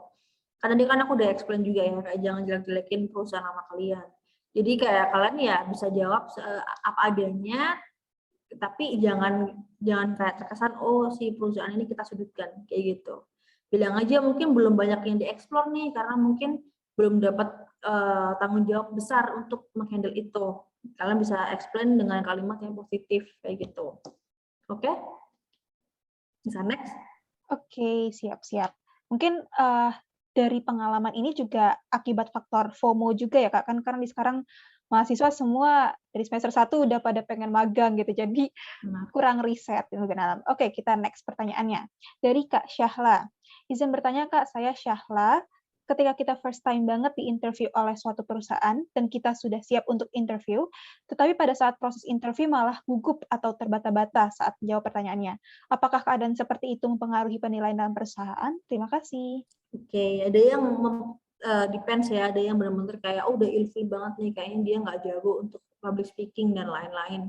Terus mungkin public speaking adalah faktor penting yang dianggap perusahaan harus bisa, ya pasti gagal. Tapi ada juga perusahaan yang apa ya, yang memaklumi gitu loh. Oh, it's okay, dia masih baru, masih anak magang juga, dan mungkin kadang kan emang orang belum tentu yang ngomongnya oke, ngomongnya nggak oke tapi pekerjaannya nggak oke, dan si perusahaan mungkin paham dia mau berikan kesempatan kan, why not. Ada juga sebaliknya kan, kayak kita perusahaan itu juga harus hati-hati juga gitu loh, kayak sama kandidat yang di interview oke banget tapi ternyata kayak skillnya nggak yang dia omongin, itu juga ada yang kayak gitu. Nah, menurutku ya udah, kalau emang udah kejadian ya kalian kayak tetap positive thinking, kayak ya semoga perusahaan itu memberikan kesempatan. Tapi kalau misalnya nggak diberikan kesempatan, itu kan bisa jadi evaluasi kalian untuk next kalian interview. Berarti harus di-prepare dengan baik, harus rajin-rajin latihan dan lain-lain. Kalau kalian tipenya orang nggak bisa menjawab pertanyaan dengan dengan lancar, dengan lugas, ya kalian latihan itu, coba kalian riset pertanyaan-pertanyaan yang mungkin dicari. Dan yang paling penting itu sebenarnya udah ada jawaban di dalam otak gitu, benar-benar bisa langsung nyampein. Jadi jangan sampai yang langsung blank, waduh nggak tahu nih mau jawab apa, atau bahkan hafalan, waduh jangan lah ya, udah bukan anak SMP, SMA gitu kan ya. Jadi kita benar-benar harus paham apa yang mau kita tawarin ke perusahaan. Jangan hafalan, tapi juga ya tadi harus tahu poin-poin yang tepat dikatakan tuh apa. Makanya perbanyak latihan.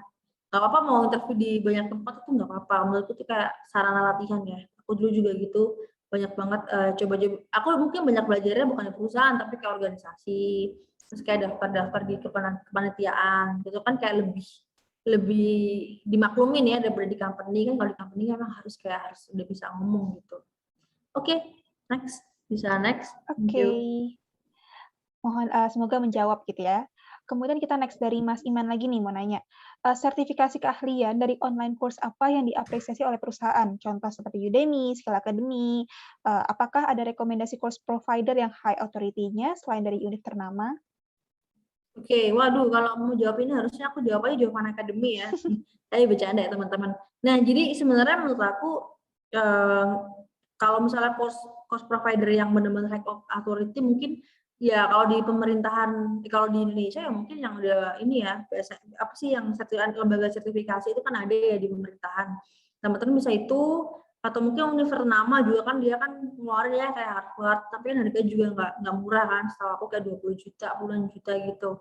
Nah, sebenarnya kalau mau sertifikasi ya mending kayak tadi yang benar-benar yang udah ternama kayak kampus, terus pemerintahan dan segala macam. But menurutku yang diapresiasi perusahaan itu sebenarnya bukan masalah sertifikat kamu dari mana gitu.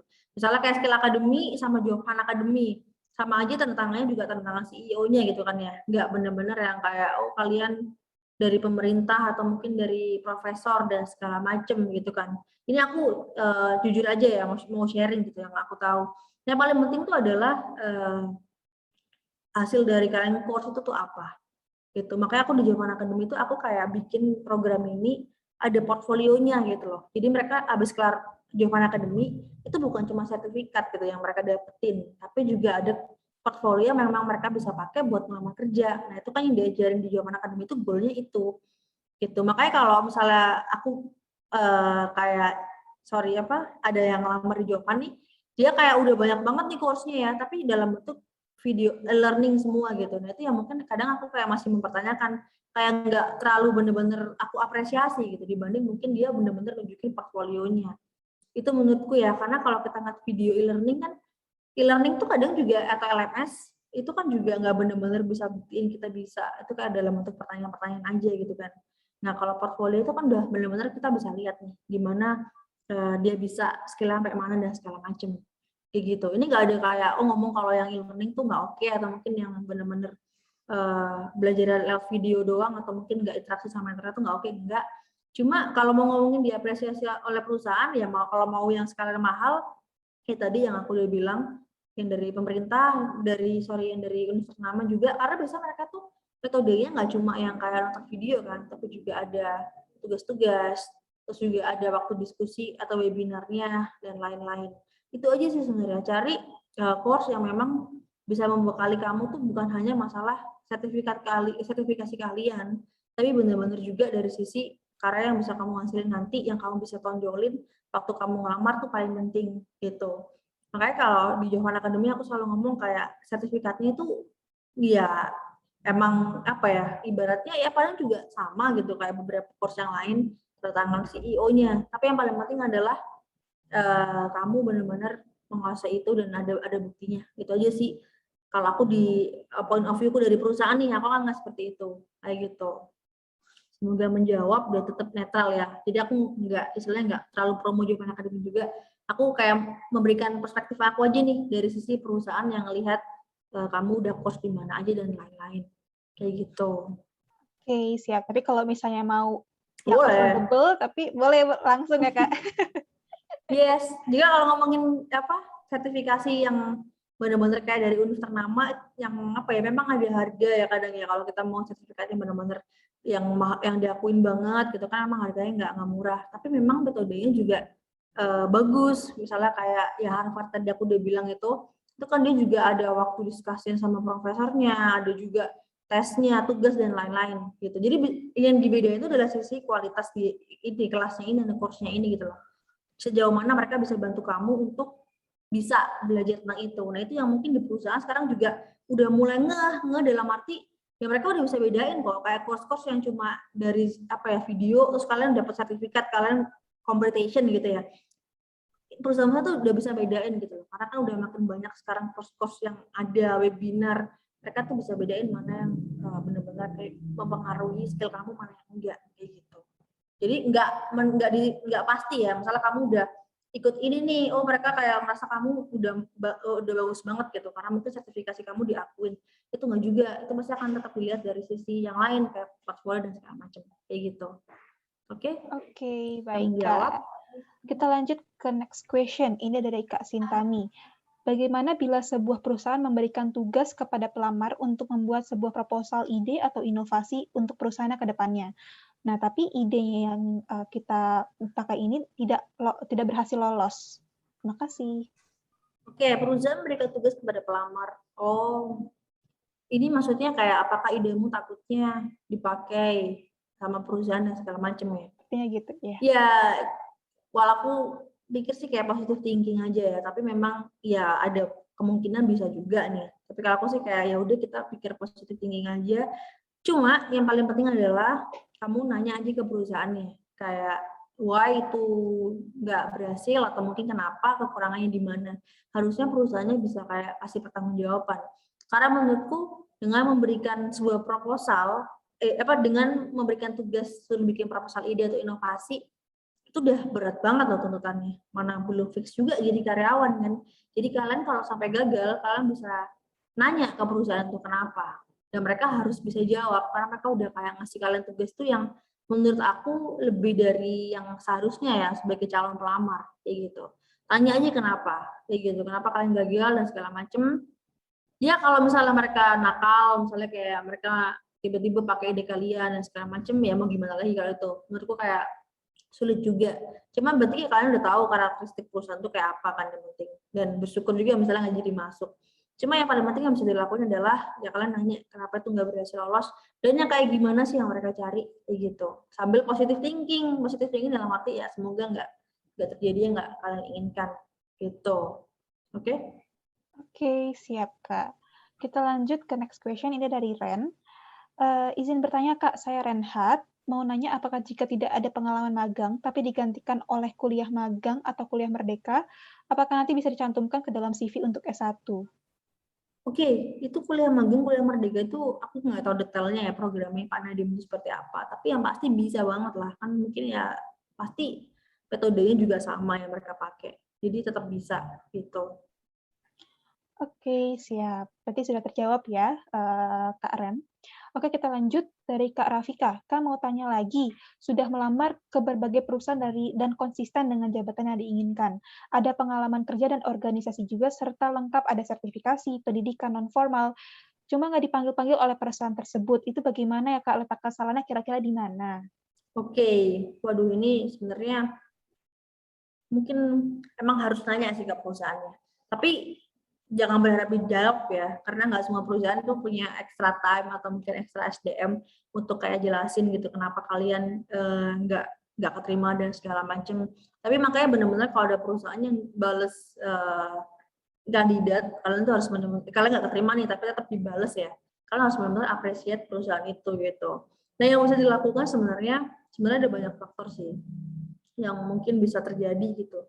Nggak tentang masalah relevan atau mungkin pengalaman kerja sama sertifikasi aja. Misalnya bisa juga dalam arti kondisinya sekarang atau mungkin mereka tuh kamu tuh high expectation, misalnya kayak oh terlalu tinggi, itu juga bisa, nggak harus terlalu rendah gitu.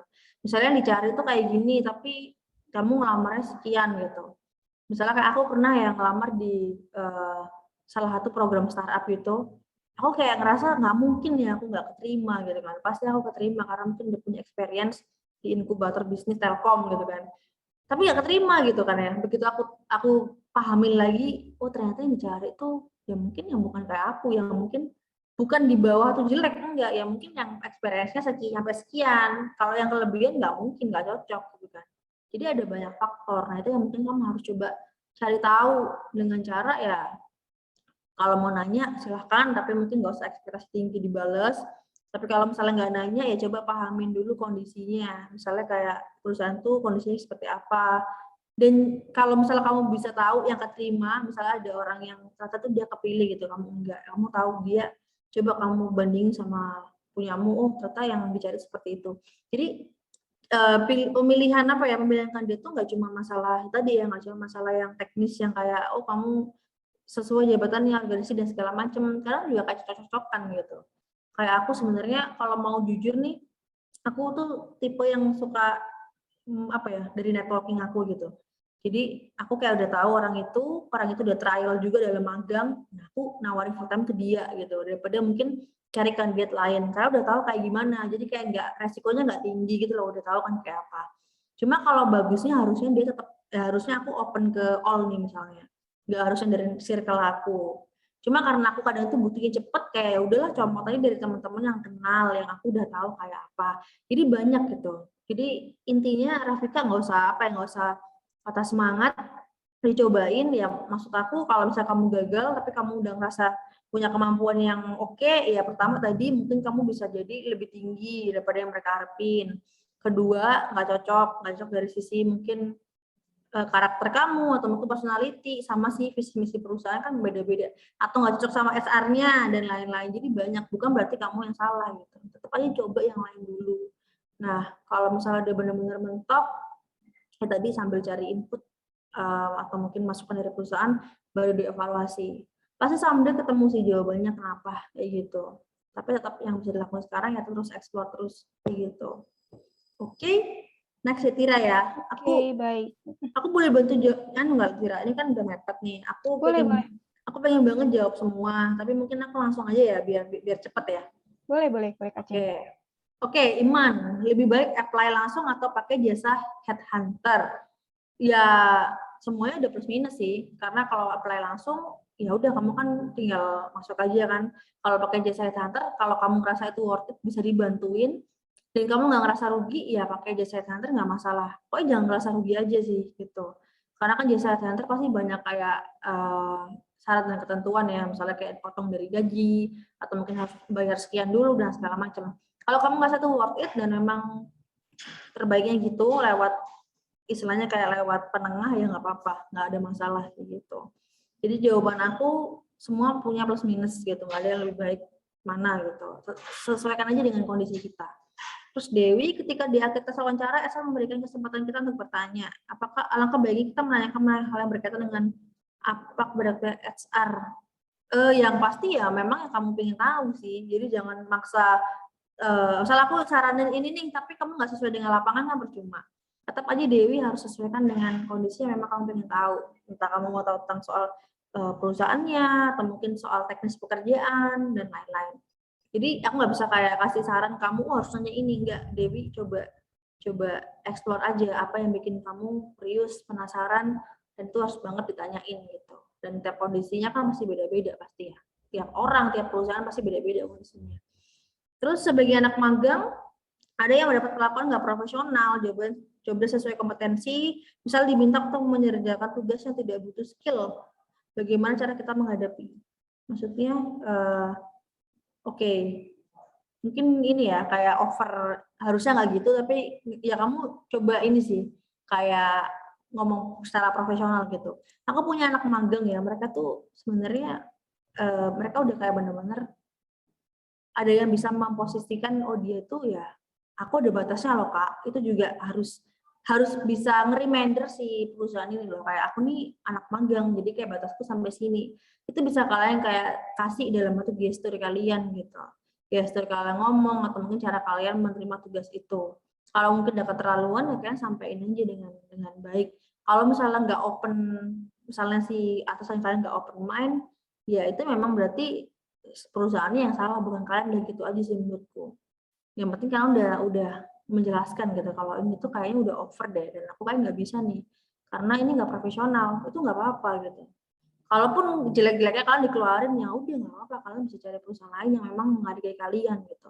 Jadi nggak perlu kayak bertahan tapi kalian nggak suka atau mungkin kalian bertahan untuk sesuatu yang nggak profesional gitu. Terus sebagai anak magang ada yang mendapat perlakuan tidak ini tadi sama ya. Oke, aku next.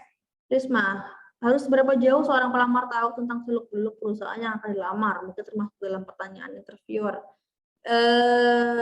Yang pasti yang general-general itu nggak apa-apa, karena kan nanti yang spesifik kamu bisa tanya waktu kamu ngelamar gitu. Nah, general-general itu bisa didapetin di akun mereka, di sosmed, di Google, atau mungkin tanya ke senior kalian yang udah pernah di situ dan lain-lain kayak gitu. Kalau aku kayak kadang tuh coba cari LinkedIn ya, kayak orang-orang yang kerja di situ tuh kayak apa, aku kayak ya, cari tahu. But kayaknya nggak terlalu over juga, nggak apa-apa kok, nggak, maksudnya nggak terlalu banyak banget informasi, nggak masalah. Karena kan kalian tuh bisa tanya waktu interview, tapi paling nggak kalian tahu basicnya kayak gitu.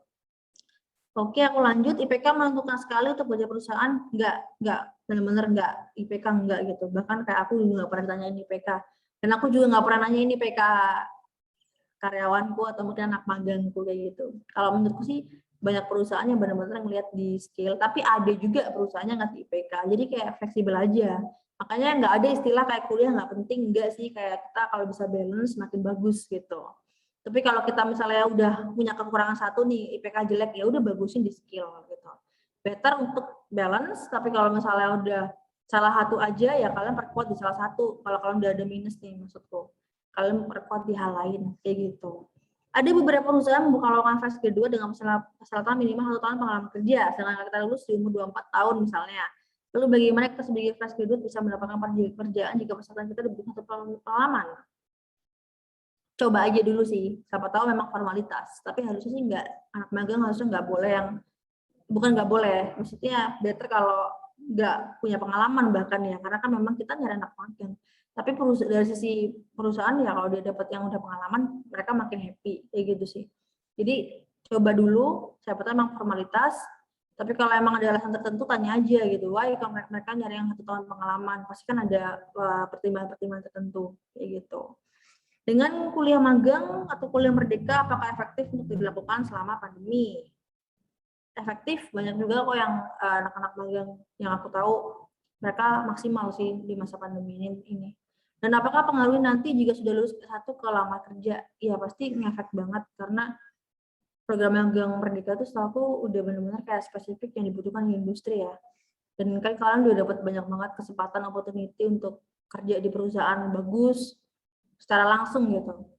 Jadi kalau mau lulus S1 ngelamar kerja pasti ngefek banget. Oke, mau bertanya dengan kuliah magang ini udah sama ya. Oke, aku next. Saya ingin bertanya jika user atau HRD bertanya mengenai status pelamar seperti apakah sudah menikah atau belum beserta alasannya. Apakah ini termasuk karena pertanyaannya terlalu personal dan bisa ditolak atau dijawab aja. Ya personal, terus kamu kayak punya hak juga sih buat nanya. Kalau kamu ngerasa nih nggak oke, tanya aja. Kenapa? Kalau saya untuk apa gitu loh. Nanti kan pasti SR ini menjawab gitu. Kalau dia paham, kalau ini memang personal, harusnya dia tetap explain kenapa ini pertanyaan benar-benar important sampai mereka harus tahu alasannya. kayak gitu. Jadi mungkin jangan ditolak langsung, tapi kayak tanya dulu alasannya. Tapi kalau kamu merasa itu it's okay, nggak masalah, langsung jawab juga nggak apa-apa, kayak gitu. Be fleksibel aja sih teman-teman menurutku. Oke, lanjut ya. Reinhard, seorang fresh graduate jika ditanya mengenai gaji perusahaan, kadang kita tidak tahu patokan yang sesuai sama kemauan kita. Tadi aku udah jelasin ya teman-teman, ada 3 tadi ya. Teman-teman lihat dari sisi survei, posisi itu tuh berapa, kalau dari anak magang itu kan pasti ada. Misalnya kayak di Shopee, kalau magang itu berapa, teman-teman bisa searching lah. Atau mungkin nanya-nanya orangnya udah pernah magang. Kedua, dari sisi perusahaannya itu udah kayak apa, gede, kecil, teman-teman harus tahu ukurannya. Ketiga, dari sisi kemampuan kalian, apakah you worth it untuk dapat segitu, nah itu harus tahu. Oke, lanjut ya, ini udah dua terakhir ya teman-teman ya. Terus, kalau kamu minat pada 2 posisi di suatu perusahaan yang sedang oper rekrutmen dengan kedua kualifikasi sesuai, namun hanya boleh memilih 1 posisi, gimana? Ya kamu pilih yang benar-benar paling kamu kuat, kamu suka, kamu interest. Emang kita kadang nggak bisa milih semua gitu. Cuma kan ini yang namanya magang ya. Bukan magang ya, kerja ya. Yang namanya kerja kan harusnya kita memang udah punya sesuatu yang paling kuat walaupun kita bisa yang lain. Misalnya kayak dulu aku konten, copy, tapi aku juga bisa sosmed, yang paling kuat adalah konten copy gitu. Walaupun aku bisa sosmed, but kayak aku ngerasa lebih feel di konten copy karena selain experience lebih banyak, aku juga lebih enjoy ngejalaninnya. Jadi ya cari aja yang paling passion mana, yang paling experience kalian, yang paling banyak yang mana, dan lebih potensial karirnya itu juga penting sih. Itu juga misalnya kayak gajinya kayak mungkin lebih gede atau mungkin lebih cemerlang masa depannya, pilih aja yang itu, kayak gitu. Nah itu dibalikin lagi ke kalian sih, kalian mau kuatnya di mana, mau dari gajinya, kan setiap orang pasti beda-beda kan kondisinya. Ada yang karena dari gajinya, ada yang karena dia enjoy, tapi gajinya lebih dikit nggak apa-apa kan ada, jadi macam-macam dan nggak bisa kesamaratakan gitu. Oke, thank you satu kali lagi ya, yang terakhir nih ya Winda ya. Apakah pengalaman berorganisasi itu sangat pengaruh di CV sama nyari kerja? Soalnya aku dari SMA sampai kuliah nggak pernah ikut OSIS atau HIMA atau BEM, tapi pernah join ke event-event. Penting banget menurutku. Aku bisa bedain sih kayak orang yang nggak pernah ikut organisasi sama yang pernah. Jadi dari cara dia solve problem, cara dia istilahnya kayak bekerja sama dengan tim itu akan kelihatan banget gitu.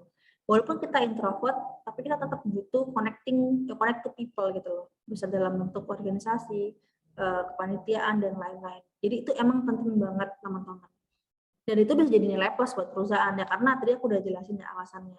Karena orang yang sering ketemu orang lain dalam bentuk dalam satu organisasi maupun perusahaan atau mungkin di kampus itu akan kelihatan cara dia untuk solve problem dan segala macam kayak gitu. Dan di organisasi sama di komunitas itu juga banyak banget manfaatnya gitu. Selain itu bisa membantu kita makin paham dunia kerja, kedua itu juga nambah networking gitu kan. Kayak aku juga sering banget dapat peluang kerja, peluang project itu dari teman-teman di circle yang tadi gitu. Dan aku sendiri juga sering jadi orang dalam buat banyak teman-teman aku. Misalnya kayak ada teman-teman yang aku udah kenal kayak apa, karena aku kenal ya udah aku kayak memberikan dia kesempatan. Jadi nggak ada ruginya untuk join to community. Nah kalau sekarang nggak pernah ikut, nggak apa-apa, nggak ada yang telat kok. Kalian bisa coba ikut organisasi maupun komunitas yang relate dengan skill kalian kayak gitu. Oke, semoga menjawab teman-teman. Thank you banget antusiasnya, banyak banget yang nanya, seru. Aku bisa balikin ke Tira ya, karena juga udah overtime. Thank you.